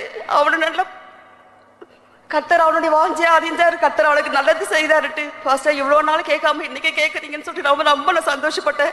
அப்படியே தங்கச்சி கூட பேசிட்டு இருந்தாரு. அவ்வளோ நேரம் பேசிட்டு நாங்கள் வச்சோம். திரும்ப அவ்வளோதான். அதுக்கப்புறம் என் ஹஸ்பண்ட் 9:28க்கு ஃபோன் பண்ணாரு, எடுக்கல. 10:30க்கு ஃபோன் பண்ணாரு, எடுக்கல. 12:15க்கு ஃபோன் பண்ணும்போது அது அவுட் ஆஃப் ஆர்டர்னு வந்துருச்சு. அப்போ வந்து ஒரே கவலையாயிடுச்சு. எப்பவுமே போய் ரீச்டுன்னு மெசேஜ் கொடுப்பாரு, ஏன் ஃபோன் வரலன்னு கோயம்புத்தூர் இருக்கிற என் டாக்டர் ஷீபா கிட்ட சொன்னோம். ஷீபா நீ அப்பா பெரியப்பாக்கு ஃபோன் பண்ணி கேட்டு சொல்லு, ஏன்னா அவன் மெசேஜ் கொடுப்பாளேன்னு சொல்லிட்டு சொன்னோம். ஆனாலும் எந்த ரிப்ளையும் வராதனால எங்களுக்கு ஒன்றுமே புரியல. ஒரு 1 இருக்கும். எங்களுடைய மாமன் மகன் பாஸ்டர் சாம்சன் பாஸ்டர் திருச்சியில் இருக்கிறா. எங்கள் பாஸ்டர் அவர் ஃபோன் பண்ணி, அக்கா அண்ணாக்கு என்னவோ தெரியல கேட்டிங்களாக்கா, விஷயம் தெரியுமான்னு கேட்கும்போது தான் தெரியுது. ஆனாலும் நாங்கள் எங்கள் ஹஸ்பண்ட்டை வந்து எதுவுமே சொல்லலை. அவர்கிட்ட சொல்லாமல் நாங்கள் சைலண்ட்டாக இருக்கும்போது 6:30க்கு அவர்கிட்ட மொபைல் கொடுத்த உடனே மொபைலில் ஃப்ளாஷ் நியூஸில் பார்த்துட்டு அப்பொழுதுதான் அவருக்கு தெரிந்தது. ஆனாலும் கடைசி நேரத்தில் கர்த்தர் அவரோடு கூட இருக்கவும் அவரோடு பேசவும் கர்த்தர் எங்களுக்கு கிருபை செய்தார். அவருடைய பாதையையும் அது முட்டி போட்டு ஜெபம் பண்ணுறது, மூளை சாதிக்காதது முழங்கால் சாதிக்கும்னு சொல்வார். அதுபோல் அந்த முழங்காலில் நாங்கள் ஜெபிக்க, அந்த முழங்காலை ஜெபித்து நாங்கள் ஒவ்வொரு காரியத்தையும் பெற்றுக்கொள்ள கர்த்தர் கிருபை செய்தார். அவருடைய எல்லா வாஞ்சையும் அவர் எப்படி எங்களை நடத்தினாரோ, எப்படி நாங்கள் இருக்க வேணும்னு நினைத்தாரோ அதுக்கு ஏற்ற மாதிரி நாங்கள் கீழ்ப்படிந்து கடைசி வரலையும் மரணம் முடிவடைந்தும் அவருடைய வார்த்தையை கேட்டு நாங்கள் ஒவ்வொருவரும் ஜீவிக்க நீங்கள் யாவரும் எங்களுக்காக ஜெபிக்கும்படி கேட்டுக்கொண்டு சாட்சியை முடிக்கிறேன். கர்த்தருடைய பரிசுத்த நாமத்திற்கு ஸ்தோத்திரம். அடுத்த சிஸ்டர் சரளா, அதுக்கு அடுத்த சிஸ்டர் அருள் மலர்.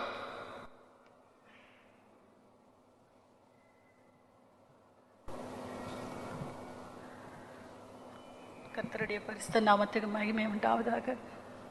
நாங்கள் நிற்பதும் நிர்மலமாகாமல் இருப்பதும் தேவனுடைய கிருபையை.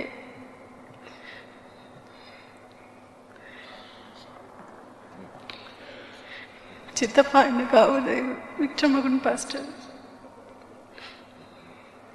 எங்கள் அப்பா பெரியவர், இவர் 2வது, இன்னொருத்தர் சண்முகன் சித்தப்பா. 3 பேர்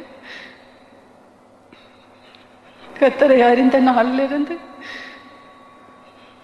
எனக்கு இவர் சத்தியத்தில் அதிகமாக என்னை வழி நடத்தினார்.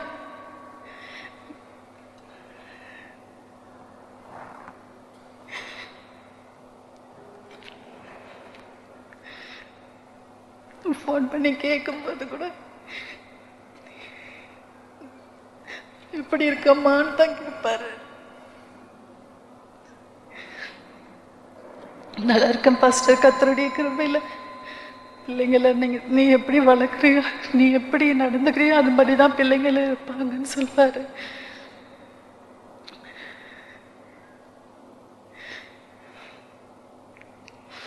பிள்ளைங்களை வந்து நீ நல்லா நடத்தணும், சத்தியத்தில் தான் வழி நடத்தணும்னு வேறு.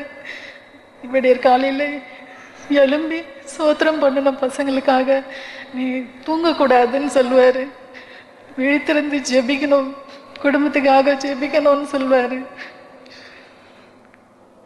தூக்கத்துக்கு முக்கியத்துவம் கொடுக்காத, கர்த்தருக்கு மாத்திரம் முக்கியத்துவம் கொடுக்கணும்னு சொல்வார். இவ்வளோ கஷ்டத்தின் பாதையில் போகும்போது கூட, அவர்கிட்ட சொல்லி அழும்போது கூட தேவனுடைய வார்த்தையை சொல்லி தான் எங்களை ஆற்றி தேற்றுவார். என் 2 பிள்ளைகளும் 10th படிக்கிறதுல இருந்து கூட அவர்கிட்ட தான் சொல்லுவேன் எல்லா விஷயத்தையும். பிள்ளைங்க இப்படி பண்ணுறாங்க, இப்படி இருக்காங்கன்னு சொல்லி அவங்கக்கிட்ட நல்லா பேசுவார். அவங்கள அதிகமாக பிள்ளைங்க அவரை தான் அதிகமாக நேசிப்பாங்க ஆண்டவரை விட. ஏன்னா அவ்வளோ அதிகமாக சிரிப்பார். பிள்ளைங்களோட சின்ன சின்ன கதை சொல்லுவார். அந்த கதைப்படி ஆண்டவர் அந்த பிள்ளைகளோடு பேசி கொஞ்சம் கொஞ்சமாக ஆண்டவருக்குள்ள அதிகமாக பலப்படவும் பிள்ளைகளை வழி நடத்தவும் கர்த்தர் அவர் மூலமாக எங்களுக்கு கிருபை செய்தார். 12th முடிச்சதும் பெரியவளை எங்கே சேர்க்கறதுன்னு தெரியலன்னு சொல்லும்போது கர்த்தருடைய சித்தம் என்னவோ அது நடக்கும், நீங்கள் எதுவும் கவலைப்படாதீங்கன்னு சொன்னார். அப்படியா, நாங்கள் இவ எங்கேயும் ஹாஸ்டலில் தங்க முடியாது, வெளியில் தான் போகணுன்றா. ஆனாலும் கர்த்தர் அவளை வழி நடத்துவார், நீ சமாதானத்தோடு இருன்னு சொன்னாங்க. அப்படியா, நாங்கள் வேலூரில் ஊழியம் செஞ்சுருக்கும் போது அப்பொழுது இவளையும் கொண்டுன்னு போய் வேலூரில் காலேஜில் சேர்த்தோம். அப்படியா, அவரை தான் சார்ந்திருப்பார், கர்த்தரை சார்ந்திருக்க மாட்டார். எது வந்தாலும் அவருக்கு ஃபோன் பண்ணி எனக்கு இப்படி இருக்கு ஹாஸ்டலில் அப்படின்னு சொல்லுவாள். தைரியமாக இருக்கணும், கர்த்தரை தான் ஒன்று நடத்துவார். நீ கர்த்தரை ஜெபிக்கணும். தனியாக இருக்கும் போது ஜெபம் தான் உனக்கு ஆறுதல் தரும். ரொம்ப அழுதா எங்களை விட்டு பிரியிறாரு ஒரே ஆட பிள்ளைங்களால தாங்க முடியல.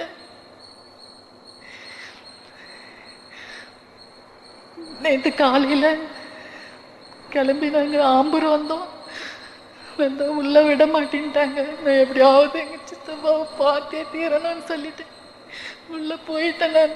நான் மாற்றில் போய் பார்க்கும்போது என்னால் தாங்கிக்கவே முடியல. சரி, ஃபுல்லாக பிளட்டு. இங்கே எங்கள் பசங்களும் கத்துறாங்க, கத்தி அழணும், என்னை விடுமான்றாங்க.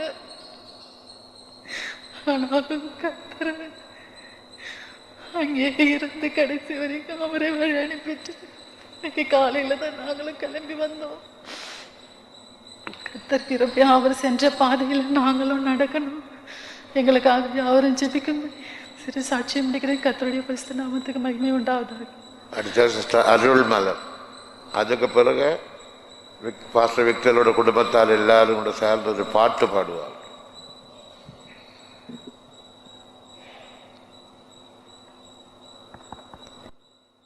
கர்த்தருடைய பரிசுத்த நாமத்துக்கு ஸ்தோத்திரம். கர்த்தர் என்னையும் இங்கே ஒரு சாட்சியாய் நிறுத்தினபடியால் என் தேவனை நன்றியோடு ஸ்தோத்தரிக்கிறேன். நாங்கள்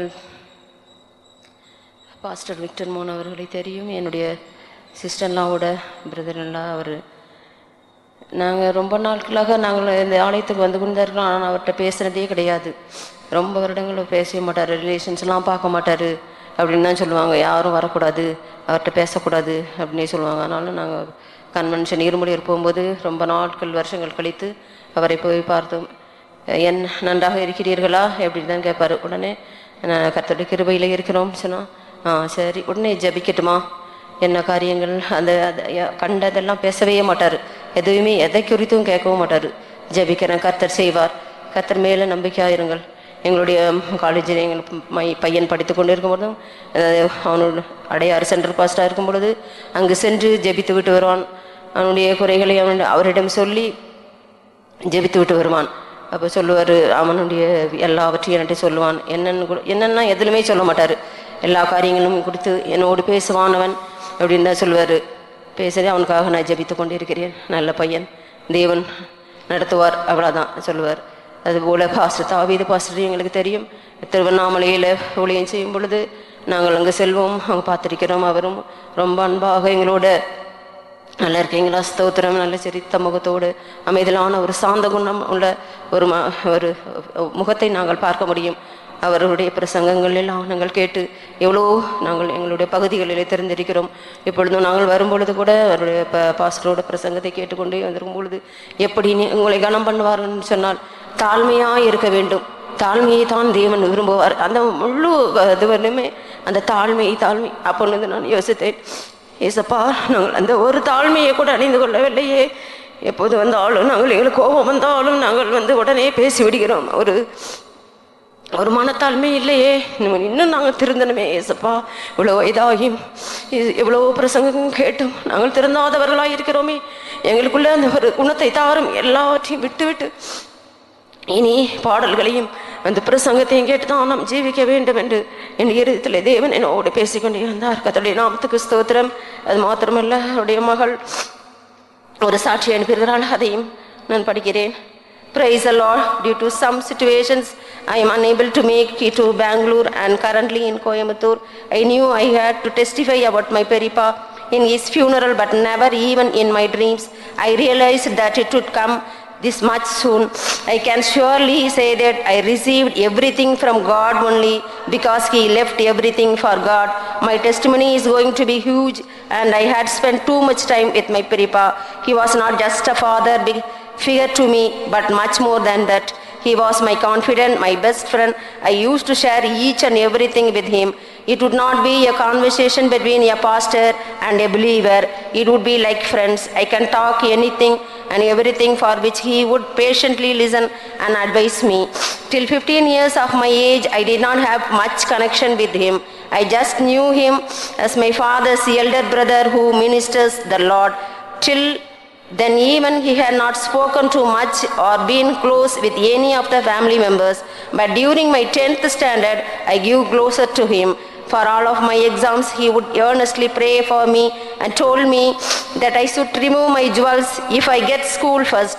Deep in my heart, I thought I would definitely not get that rank, and I said okay. Surprisingly, I got school first in 10th, and on the same day I removed my jewels. Since then, I started getting attached to him and our church principals. I got district first in my 12th and even got medical seat in KMC, Chennai, but he told me not to accept it and asked me to opt for engineering. I obeyed his word and went for engineering counseling. From the time I went into my counseling till I got that one seat which was available for the house I desired, he was on his knees praying to God.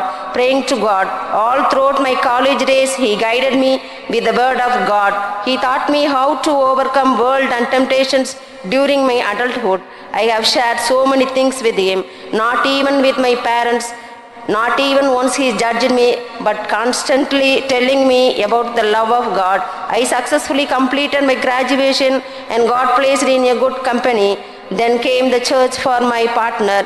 This is the most important phase a girl's life. How and with whom she settles her life decides the rest of her life. My parents were searching for a partner for a long time, but I did not get peace. I hoped for any of the alliances that came for me. In fact, they decided to church in other churches as well.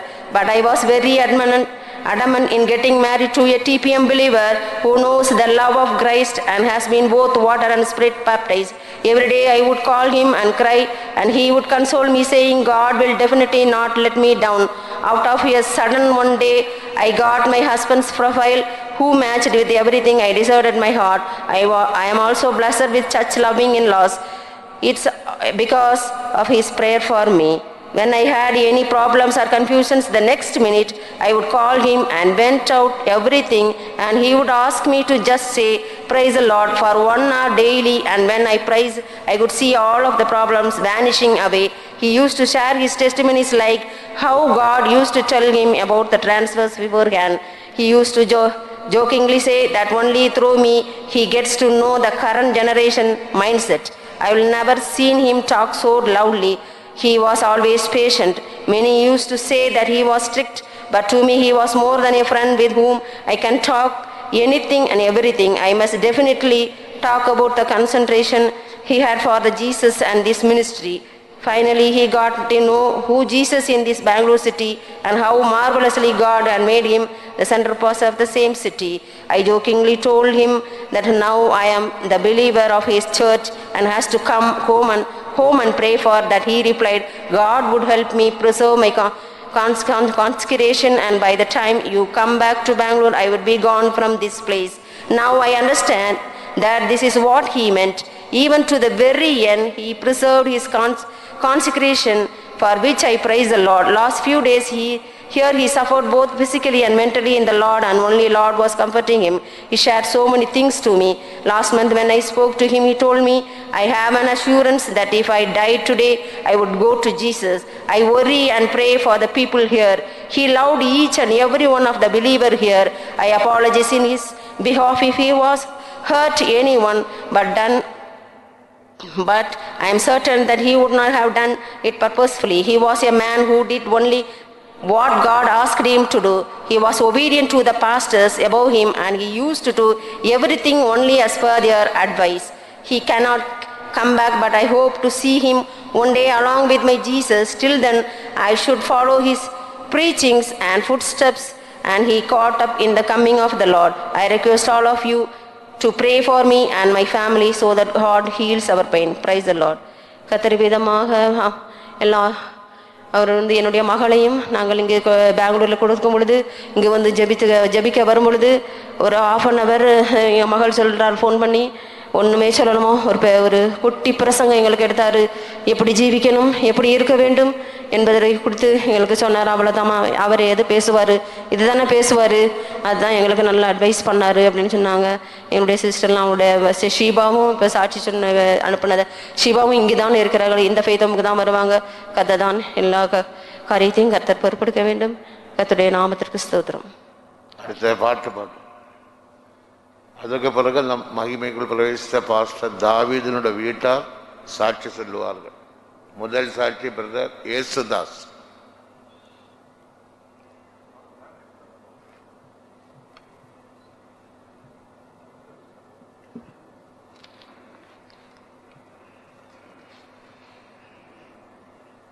Praise the Lord.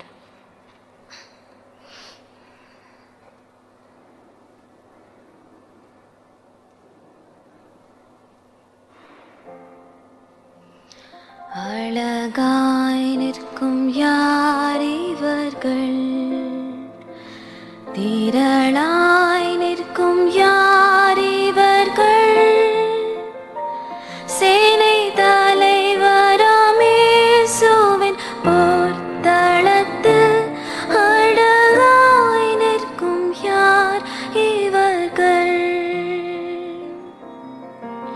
ஒரு தாளந்தோ 2 தாளந்தோ 5 தாளந்தோ உபயோகித்தோ, சிறிதானதோ பெரிதானதோ பெற்ற பணி செய்து முடித்தோர், அழகாய் நிற்கும் யார் இவர்கள்,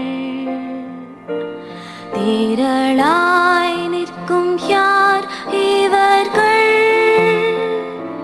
சேனை தலைவராம் இயேசுவின் பொற்தளத்தில் அழகாய் நிற்கும் யார் இவர்கள்.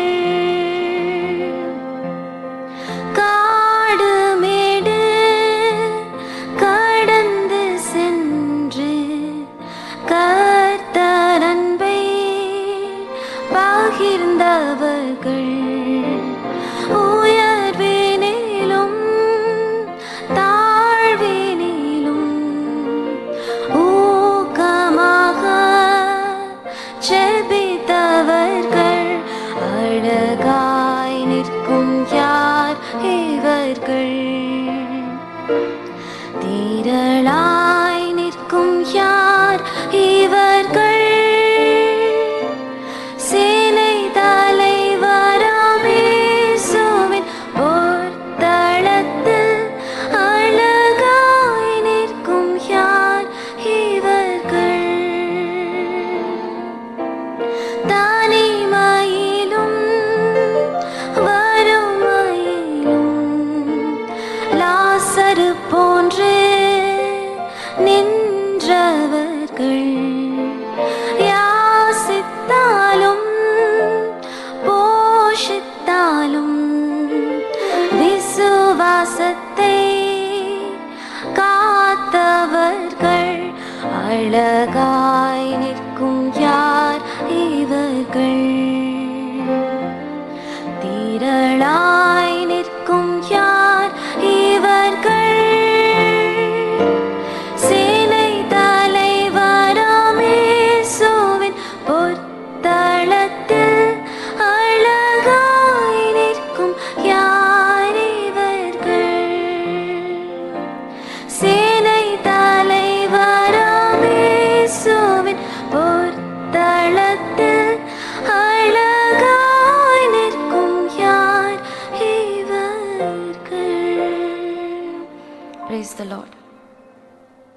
பாடகர் இயேசுதாஸ்.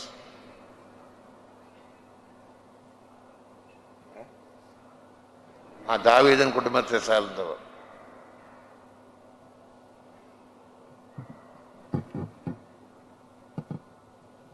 கர்த்தருடைய பரிசுநாம ஸ்தோத்திரம். இந்த வேளையில் கூட தேவன் எனக்கு கூட சாட்சி சொல்ல தேவன் தந்ததான கிருபைகளுக்காக நன்றியோடு ஸ்தோத்திரிக்கிறேன். நான் ரட்சிக்கப்பட்டதான காலங்களில் சிறு வயதிலேயே என்னுடைய தாய் தகப்பனெல்லாம் இழந்துட்டேன். நான் ரொம்ப அனாதியாய் இருந்து ஒன்றில்லாத காணப்பட்டேன். சரி, நான் உலகத்தில் ஜீவிக்கிறது தப்பு, நான் செத்து போகல அப்படின்னு சொல்லிட்டு தற்கொலைக்கு போனேன். அந்த நேரத்தில் தேவன் வந்து என்னை தொட்டு இந்த ரட்சிப்புகளை கத்தர் கொண்டு வந்தார். கொண்டு வந்த பிற்பாடு அந்த தற்கொலையினுடைய எண்ணம் மாறிவிட்டது. அதன் பிற்பாடு இந்த பரிசுத்தவான்கள் ஐக்கியத்தில் வந்து சேர்ந்த பிற்பாடு நான் நினச்சது ஒரு காரியம், ஒரு ரட்சிக்கப்பட்டு தான் ஒரு பொண்ணு தான் எனக்கு வேணும் அப்படின்னு சொல்லி மனதில் நினச்சேன். அதுக்காக போராடி கூட நான் ஜெபிக்க கிடையாது. ஆனால் தேவன் என்னுடைய வாஞ்சை நிறைவேற்றி தந்தார். கர்த்தருடைய நாமத்துக்கு ஸ்தோத்திரம். அப்படிப்பட்டதான சூழ்நிலையில் இருக்கும்போது தான் தாவீதின் குடும்பத்தில் கூட எனக்கு ஒரு இடம் கிடைச்சது என்று சொன்னது போல் எங்கள் மாமனார் குடும்பத்தில் 6 பேர், பசங்க 6 பேர், பொண்ணுங்க 6 பேர். இந்த 6 பேரத்தில் ஒரு தலைப்பையன் வந்து ரட்சிக்கப்படாமலே இறந்துட்டார். 2வது பையன் ரட்சிக்கப்பட்டு கர்த்தருக்குள்ளே மறிச்சார். அடுத்தது 3 பொண்ணுங்க இருக்கிறாங்க. கடைசி தாவீது இருக்கிறாரு. இந்த 3 பேரில் சின்ன பொண்ணு தாவீதோட கடைசி பொண்ணு அது ஊழியத்துக்கு வந்தது. அது ஊழியத்துக்கு வந்த பிற்பாடு தாவீது ஊழியத்துக்கு வந்தார். இது சிறு வயதிலேயே எனக்கு ஒரு எண்ணம், இப்படி ஊழியத்துக்கு போயாச்சு, ஏன் நமக்கும் கூட ஒன்று இருந்த நாமும் கூட ஒரு பொண்ணு கூட கிடைச்சா நம்ம கூட ஊழியத்துக்கு அனுப்பலாம் அப்படின்னு சொல்லிட்டு தாவீதோட அக்காவை தான் நான் கல்யாணம் முடிச்சது. எனக்கு 2 பொண்ணு. அந்த 2 பொண்ணில் ஒரு பொண்ணு ஊழியத்துக்கு என்று ஆண்டவர் கொடுத்துட்டேன், கர்த்தர் எடுத்துட்டார் ஊழியத்தில். தாவீதோட சின்ன கடைசி பொண்ணு வந்து 30 ஆகி இறந்துட்டாங்க தூத்துக்குடியில். இவர் தாவீது ரொம்ப ஒரு ஆவிக்குரிதான ஜீவியத்தில் ரொம்ப ஒரு நல்ல நிலவத்தில் இருந்தார். சண்டே கிளாஸ் படிக்கிறதுலேயும் மற்ற காரியங்கள்லேயும் எல்லாவற்றிலும் உண்மையாக இருப்பார். எனக்கு பிடித்ததான ஒரு காரியம் என்ன அப்படின்னு சொன்னால், என்ன சொன்னாலும் கீழ்ப்படிவார். அது ஒன்று தான், யார் சொன்னாலும் சரி அது தட்டவே மாட்டார். அப்படிப்பட்டதான ஒரு நல்ல, நான் சின்ன பையனாக இருக்கும்போதே தம்பின்னு தான் கூப்பிடுவேன். அப்படிப்பட்டதான ஒரு சூழ்நிலையில் இருக்கிறதான ஒரு நல்ல சுபாவத்தை நான் அவர்கிட்ட பார்த்தேன். அதனால் இப்படிப்பட்டதான இந்த செய்தி நான் கேட்கும்போது, கர்த்தர் இந்த இடத்துல கைவிட்டாரோ, கர்த்தர் ஏன் இப்படி செய்தார் அப்படிங்கிறதான ஒரு கேள்வி எனக்குள்ளே எழும்புச்சு. எழும்பும்போது என்னென்ன விளங்காத அளவுக்கு எனக்குள்ள ரொம்ப ஒரு கஷ்டமான சூழ்நிலை இருந்தது. அப்போது சரி, இது தேவனுக்கு ஏதோ ஒரு நோக்கம் இருக்குது, அதனால தான் இப்படி நடந்திருக்குது, தேவனுக்கு தெரியாது நம்மளுக்கு தெரியாது அப்படின்னு சொல்லிட்டு நான் சோத்திரம் பண்ணி விட்டுட்டு, நேற்று அந்த செய்தி கேட்ட உடனே அங்கேருந்து நாங்கள் கிளம்பி வந்தோம். கர்த்தருடைய நாமத்துக்கு ஸ்தோத்திரம். இவருடைய சின்ன வயசுல பாஸ்ட்டு மில்டன் மார்கன் பாஸ்ட்டு கூட பொள்ளாச்சியில் இருந்தார். பொள்ளாச்சியில் இருக்கும்போது நாங்கள் அங்கே பொள்ளாச்சிக்கு விசுவாசிகளாக போனோம். அங்கே போனோம் ஃபஸ்ட்டில் ஆரம்பத்தில். அப்போ ரொம்ப கண்டிஷனாக இருந்து எங்களை ஆவிக்குரிதான ஜீவியத்தில் ரொம்ப வளர்ச்சி எடுத்தார் இவர் பாஸ்ட்டு. என்னோடய பிள்ளைங்க சண்டே கிளாஸ் படிக்கும்போது எங்கள் பெரிய பொண்ணை பிடிச்சி காதை பிடிச்சி நிமிண்டி, நீ ஒழுங்காக நல்லா சண்டே கிளாஸ் படிக்கணும் அப்படி சொல்லி 100க்கு 100 மார்க் வாங்க உதவி செய்தார். அப்படியெல்லாம் ஒரு ஆவிக்குரிதான தகப்பன்மார்களுங்க. இவங்களை ஒன்றா ஒரு பொள்ளாச்சியில் இருக்கும்போது தான் தாவீது ராஜா ஊழியத்துக்கு வந்தார். ஊழியத்துக்கு வரும்போது அவங்க ஒன்றா இருந்தது போல் இன்றைக்கும் கூட அவங்க ஒன்றா மரணத்தில் கூட இணை புரியாத அளவுக்கு கர்த்தருக்குள்ளே போய் சேர்ந்துட்டாங்க. உண்மையிலேயே அதை நினைக்கும்போது பரிசுத்தவான்களுடைய மரணம் கர்த்தருடைய பார்வையில் அருமையாக இருக்கிறது. ஒருவேளை நமக்கு அது துக்கமாக வேதனையாக இருக்கலாம், ஆனால் தேவனுடைய பார்வையில் அது ஒரு விலையேறப்பட்டதான காரியம். அப்படினால உண்மையிலேயே எனக்கு 2 பொண்ணு, ஒரு பொண்ணு கர்த்தருடைய கிருபையில் ஊழியத்தில் இருக்குது, 3 ஆள் இருக்கிறாங்க. கர்த்தர் அவங்களுக்காக நீங்கள் ஜெபித்துக் கொள்ளுங்கள். நாங்களும் இந்த பரிசுத்தவான்கள் ஐக்கியத்தில் நிலையாய் நின்று கர்த்தருக்கு பிரியமானவர்களாக ஜீவித்து அவருடைய வருகை நாளில் காணப்பட நீங்கள் யாவரும் ஜெபிக்கும்படி கேட்டுக்கொண்டு சிறிய சாட்சியம் முடிச்சுக்கொள்ள கர்த்தருக்கு ஸ்தோத்திரம். அடுத்த சிஸ்டர் மரியம்மாள், அதுக்கு அடுத்த சிஸ்டர் மேரி.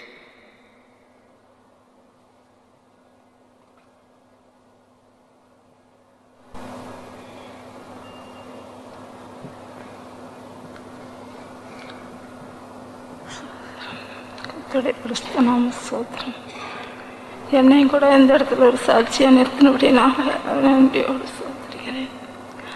அவருடைய நாட்களில் இருந்து கூட நாங்கள் 6 பேர் இருக்கும் பொழுது நாங்கள் எங்களுக்கு ஒரே தம்பி என்று சொல்லி தம்பி என்று சொல்லி தான் நாங்கள் கூப்பிடுவோம் எல்லாரும். ஆனால் தம்பி தம்பி என்று சொல்லி கூப்பிடும் பொழுது அவங்க எல்லாருமே தம்பி என்று தான் கூப்பிடுவாங்க. ஆனால் நாங்கள் தம்பிங்கும் பொழுது அங்கே எங்களுள்ள சர்ச்சில் இருக்கிற பாஸ்டர்மாரும் கூட இல்லை நான் ஒரு பேர் சொல்கிறேன், நான் கோயில் பிள்ளைன்னு சொல்லி கூப்பிடுறேன் அப்படின்னு சொல்லுவாங்க. அவர் கோயில் பிள்ளைன்னு சொல்லும் பொழுது நாங்கள் எங்கள் அம்மா கூட பேசுவாங்க, என்ன கோயில் பிள்ளைன்னு கூப்பிடுவீங்க, ஐயோ அவங்க சர்ச்சுக்கு போயிடுவாங்க, வேண்டாம் அப்படி சொல்லாதீங்க அப்படிம்பாங்க. அப்புறம் ஒரு நாள் எங்கள் அம்மா சொப்பனம் கண்டுட்டும் கூட அவள் உழைத்துக்கு போக நான் சொப்பனம் கண்டேன், நீங்கள் யாருமே தம்பிக்கிட்ட சொல்லிடாதீங்க அப்படின்னு சொல்லி சொன்னாங்க. அப்பொழுதும் கூட நான் நினச்சேன், சரி நானும் சொல்லலை, அதே மாதிரியே நான் மறைச்சி வச்சுருந்தேன். அப்புறம் ஒரு பொழுது வாலிபர் கூட்டத்துக்கு வரும் பொழுது அவங்க வந்து உழைத்துக்கு போகணும்னு சொல்லி எல்லாம் இது பண்ணி வரும் பொழுது அந்த சர்ச்சுக்கு வந்துட்டு இரும்புலியூரில் வரும் பொழுது அவங்க ட்ரெஸ் எல்லாம் மாறி எல்லாம் காணாமல் போய்விட்டது. ட்ரெஸ் மாற்றுறதுக்கும் கூட ஒரு துணி கூட இல்லைங்க. அப்பொழுது நினச்சேன், என்ன பண்ணுறது, இந்த துணி மாற்றுறதுக்கும் கூட துணி இல்லையே, எல்லாம் தூக்கிட்டு போயிட்டாங்க பெட்டியோட, என்ன செய்கிறது அப்படின்னு. அப்போ என் தங்கச்சியோ நூலித்துக்கு வந்திருந்தது, அது யாரோ கிட்ட வாங்கி துணி மாற்றுறதுக்கு எல்லாம் துணிகள்லாம் மாற்றி கொடுத்தாங்க. அந்த துணியை மாற்றிட்டு வந்து அப்போ போனாலும் துணியே போனாலும் பார்த்தேன். நான் அதோடு இந்த வருஷத்துலேயே நான் உழைத்துக்கு போகிறேன்னு சொல்லி உழைத்துக்கு யாருக்கிட்ட சொல்லாமையே வந்து உழைத்துக்கு வந்துட்டாங்க. அப்படியெல்லாம் உழை செஞ்சேன். அந்த உழைத்துக்கு வந்த நாள்லேருந்து அவங்க நல்ல ஒரு பிரதிஷ்டையாக இருந்தாங்க. யாருக்குமே ஒரு நாளும் கூட ஃபோன் பண்ண மாட்டாங்க. தாய் இருந்தாலும் வீட்டுக்கு வரவில்லை. அப்படியெல்லாம் ஒரு பிரதிஷ்டையாக தன் ஊழியம் செஞ்சாங்க. அப்போ மறுபடியும் கூட நாங்கள் நினச்சோம், நாங்களாவது ஃபோன் பண்ணினாலும் கூட ஃபோன் ஒரு வார்த்தை 2 வார்த்தை அதோடு சரி மறுபடியும் எங்கள் கூட பேச மாட்டாங்க. அப்படியெல்லாம் ஒரு பிரதிஷ்டையாக இருந்து, ஆனாலும் கூட இந்த நாட்களில் இப்படியெல்லாம் இருந்து அவரோட ஊழியத்துக்கு போகும்பொழுது நாங்களும் அவருடைய வேலைக்கு காண நம்மளுக்கு உதவி செய்யும் அந்த ஊழியங்களை உண்மையாக செஞ்சாங்க. அந்த கடைசி வரைக்கும் நாங்கள் எல்லோரும் கர்த்தரை எங்களுக்காக ஜெபிக்கும்படி ஸ்ரீ சாட்சி முடிக்கிறோம். அடுத்த சிஸ்டர் மேரி, அதுக்கு அடுத்த சிஸ்டர் கமலா.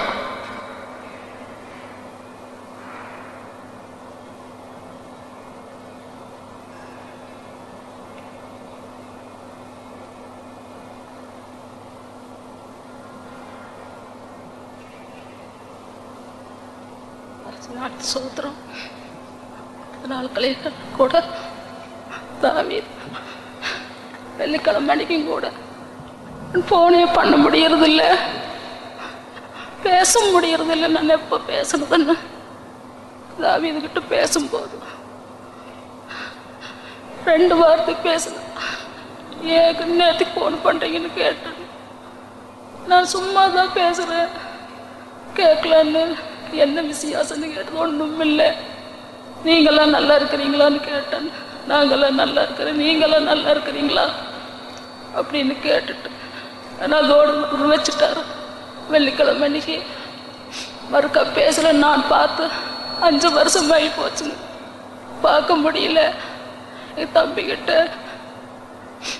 நான் எத்தனையோ கூட ஊழியத்தில் இருக்கும்போதும் கூட, தம்பி நீ ஒரு நாளைக்கு வீட்டுக்கு வர மாட்டியா அப்படின்னு கூட கேட்டாலும் நான் வரமாட்டேன், என் ஊழியம் தான் கண்ணிமான ஊழியம், நான் ஊழியத்திலிருந்து நான் வரமாட்டேன்னு கூட சொல்லுவாங்க. அம்மா செத்து அப்பா செத்து நீ வரலையெல்லாம் எல்லாரும் இப்படியெல்லாம் ஜனங்கள் பேசுறாங்க அப்படின்னு கூட கேட்டாலும் எனக்கு ஆத்துமாக்கள் தான் எனக்கு முக்கியம், எனக்கு அம்மா அப்பா முக்கியம் இல்லைன்னு கூட சொல்லுவார்கள். ஊழியத்துக்கு போகும்போது எல்லாம் கூட ஜனங்கள் தடை பண்ணினாங்க.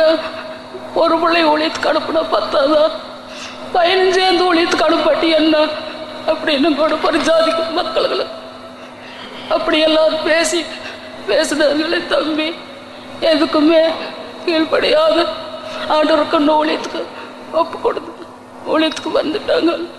நானும் கூட இப்படியெல்லாம் இருக்கிறேனே அப்படின்னு கூட எனக்கு ஒவ்வொரு நேரத்துலையும் கூட என் தம்பி பற்றி நான் அன்னாடி ஜெபம் பண்ணுவேன். நைட்டுக்கும் பகலுக்கும் எல்லாத்திற்கும் ஜெபம் பண்ணுவேன்.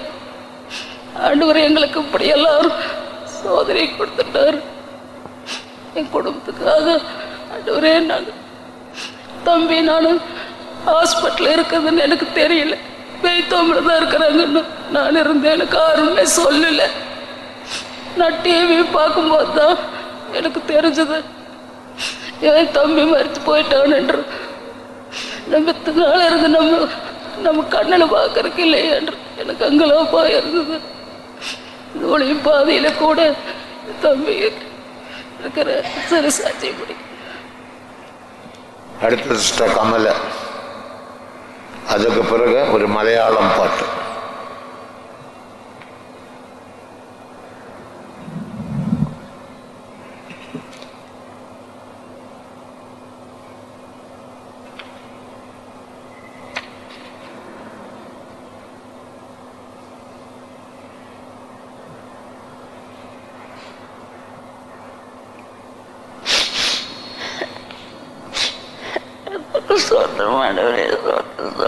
தம்பி எங்களை அலையை விட்டுட்டு நீ வருவோம் எது நாங்கள் எதிர்பார்க்கலையே சாமி. நான் வீட்டுக்கு பெரிய நின்று சந்தோஷப்பட்டு சொன்னேன், தம்பி நீ வான்னு சொன்னேன். நீ நல்லா இருக்கிற போது நீங்கள் வாங்க நீங்கள் எனக்கு வர முடியலையே. அது இல்லாத என்னை அலையை விட்டு போட்டு உனக்கு யார் எனக்கு அவங்களுடைய அப்பா இல்லை, எங்கள் அம்மா இல்லை, எங்கள் அண்ணன் இல்லை, யாரும் இல்லையே. நான் அநேதியாக இருக்கேன். என் பையனை வச்சுக்கிட்டு நான் நம்மோடு இருக்கேன் சாமி. நீயும் விட்டுட்டு இப்படி போயிட்டே நான் எப்படி என்ன பண்ணட்டுன்னு தெரியலையே. இந்த வயசு நீ எத்தனை ஒரு உதவி சேர்ந்து எனக்கு எனக்கு யாரு சொல்லுவாங்க சாமி. நான் அநேதியாக இருக்கேன். ஒரே சப்பா என் பிள்ளையெல்லாம் வர முடியாத மயக்கமா படுத்து கிடக்குறாங்களே ஊரில். நீ 4 நாளைக்கு முதல்ல லட்சம் பேசுனீங்களா வரும் நைட்டில், இன்னைக்கு 6 பேசுவாங்கன்னு அழுதுட்டு கிடக்குறாங்களே. நான் என்ன நான் கீழே விழுந்து மேலே விழுந்து வந்து சேர்த்து உங்களை பார்க்கலான்னு இந்த கோலத்தில் வந்து பார்க்கலான்னு பொட்டியில் பார்க்கலாம்னு வந்தனே. ஆண்டவரே ஏசப்பா, எப்படியாவது எங்களை சந்தோஷ சமாதானமாக கொண்டு போய் எங்கள் ஆலயம் ஆண்டவரே திருப்பூர் கொண்டு போய் சேர்த்தும்படி எங்களை ஆச்சரியத்தை கொடுக்கணும். ஆண்டவரே இயேசுவே, இயேசு நாமத்தில் வேண்டிக் கொடுக்குறதுதான். ஆமீன். சோத்திரம் ஐயா, சோத்திரம். கொடுக்கப்பட்டதான பாட்டுகளில் 2வது மலையாளம் பாட்டு. அதுக்கு பிறகு பெங்களூர் ஊழியர்கள் சாட்சி சொல்லுவார்கள். முதல் சாட்சி ಸಿಸ್ಟರ್ ಲೀಲಾಮ್ಮ ಥಾಮಸ್. ಕೊಡಲ್ಪಟ್ಟಂತಹ ಹಾಡಿನ ಹಾಳೆಯಲ್ಲಿ ಮಲಯಾಳಂ ಹಾಡು, ಆನಂತರವಾಗಿ ಬೆಂಗಳೂರಿನ ಕೇಂದ್ರದಲ್ಲಿ ಸೇವಕರು ಹಾಡುತ್ತಾರೆ. ಒಂದಾಗಿ ಸಿಸ್ಟರ್ ಲೀಲಾಮ್ಮ ಥಾಮಸ್ ಅವರುಗಳು. The second hymn in the hymn sheet, Malayalam hymn, after that servants of God from Bangalore Center will testify. First Sister Lila Thomas.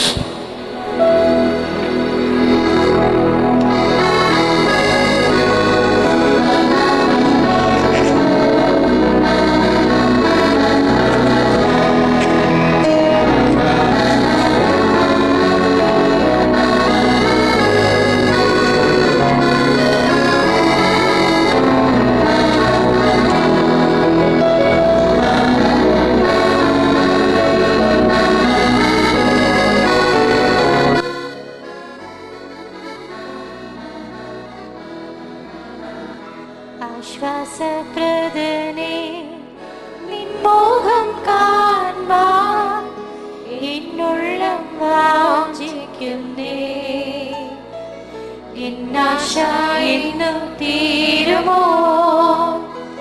ആശ്വാസപ്രദനേ നിൻമുഖം കാൺവാൻ എന്നുള്ളം വാഞ്ചിക്കുന്നേ. എന്നാശ എന്നും തീരുമോ? വേല തീരച്ച വിശുദ്ധരെല്ലാം മറഞ്ഞിരുന്നേ നിന്നിൽ. വേല തീരച്ച വിശുദ്ധരെല്ലാം മറഞ്ഞിരുന്നേ നിന്നിൽ. എൻ പ്രിയ യേശുവേ, നീ എൻ്റെ ജീവൻ, എനിക്കു മരണം ലാഭമേ. എൻ പ്രിയ യേശുവേ, നീ എൻ്റെ ജീവൻ, എനിക്കു മരണം ലാഭമേ. ആശ്വാസപ്രദനേ നിൻമുഖം കാൺവാൻ എന്നുള്ളം വാഞ്ചിക്കുന്നേ. എന്നാശ എന്നു തീരുമോ? ആശ്വാസപ്രദനേ നിൻമുഖം കാൺവാൻ എന്നുള്ളം വാഞ്ചിക്കുന്നേ. എന്നാശ എന്നു തീരുമോ? അന്ത്യം വരെയും മാതൃകയായി ആദ്യ സ്നേഹത്തിൽ വളർന്നു. അന്ത്യം വരെയും മാതൃകയായി ആദ്യ സ്നേഹത്തിൽ വളർന്നു. അന്ത്യകാലത്തിൽ അവകാശം പ്രാപിപ്പാൻ അക്ഷയരൂപരായി ഉയിർക്കുമേ. അന്ത്യകാലത്തിൽ അവകാശം പ്രാപിപ്പാൻ അക്ഷയരൂപരായി ഉയിർക്കുമേ. ആശ്വാസപ്രദനേ നിൻമുഖം കാൺവാൻ എന്നുള്ളം വാഞ്ചിക്കുന്നേ. എന്നാശ എന്നു തീരുമോ? ആശ്വാസപ്രദനേ നിൻമുഖം കാൺവാൻ എന്നുള്ളം വാഞ്ചിക്കുന്നേ. എന്നാശ എന്നു തീരുമോ?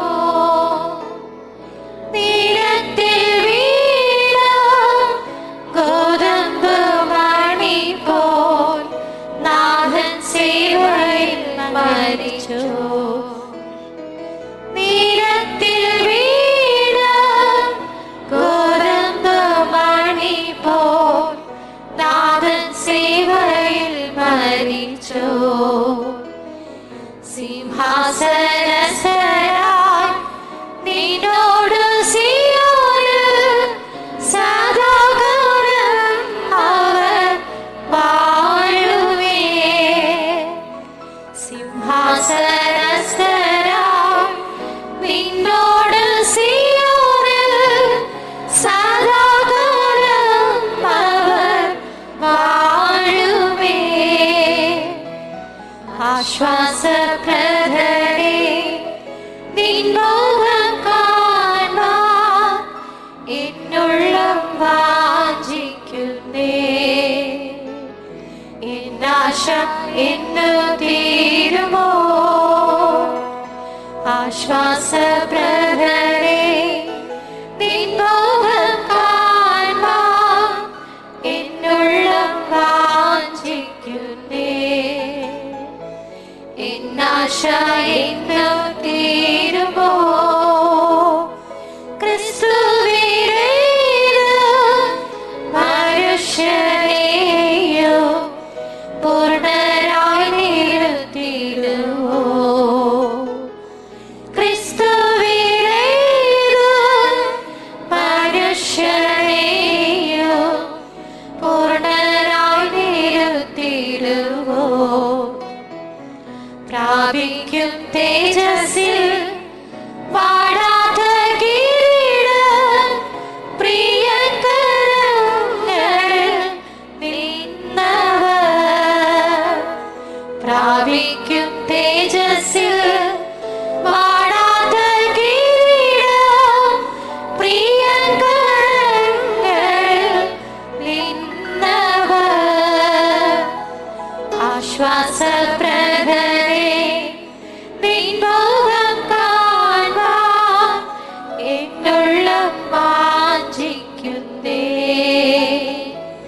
എന്നാശ എന്ന് തീരുമോ ആശ്വാസപ്രദരെ നിൻ മുഖം കാണുവാൻ എന്നുള്ളം വാഞ്ചിക്കുന്നേ എന്നാശ എന്ന് തീരുമോ ഓട്ടം തികച്ചോ തിരശീലയ്ക്കുള്ളിൽ നിന്നും സംസാരിക്കുന്നേ ഓട്ടം തികച്ചോ തിരശീലയ്ക്കുള്ളിൽ നിന്നും സംസാരിക്കുന്നേ ഈ പ്രത്യാശയിൽ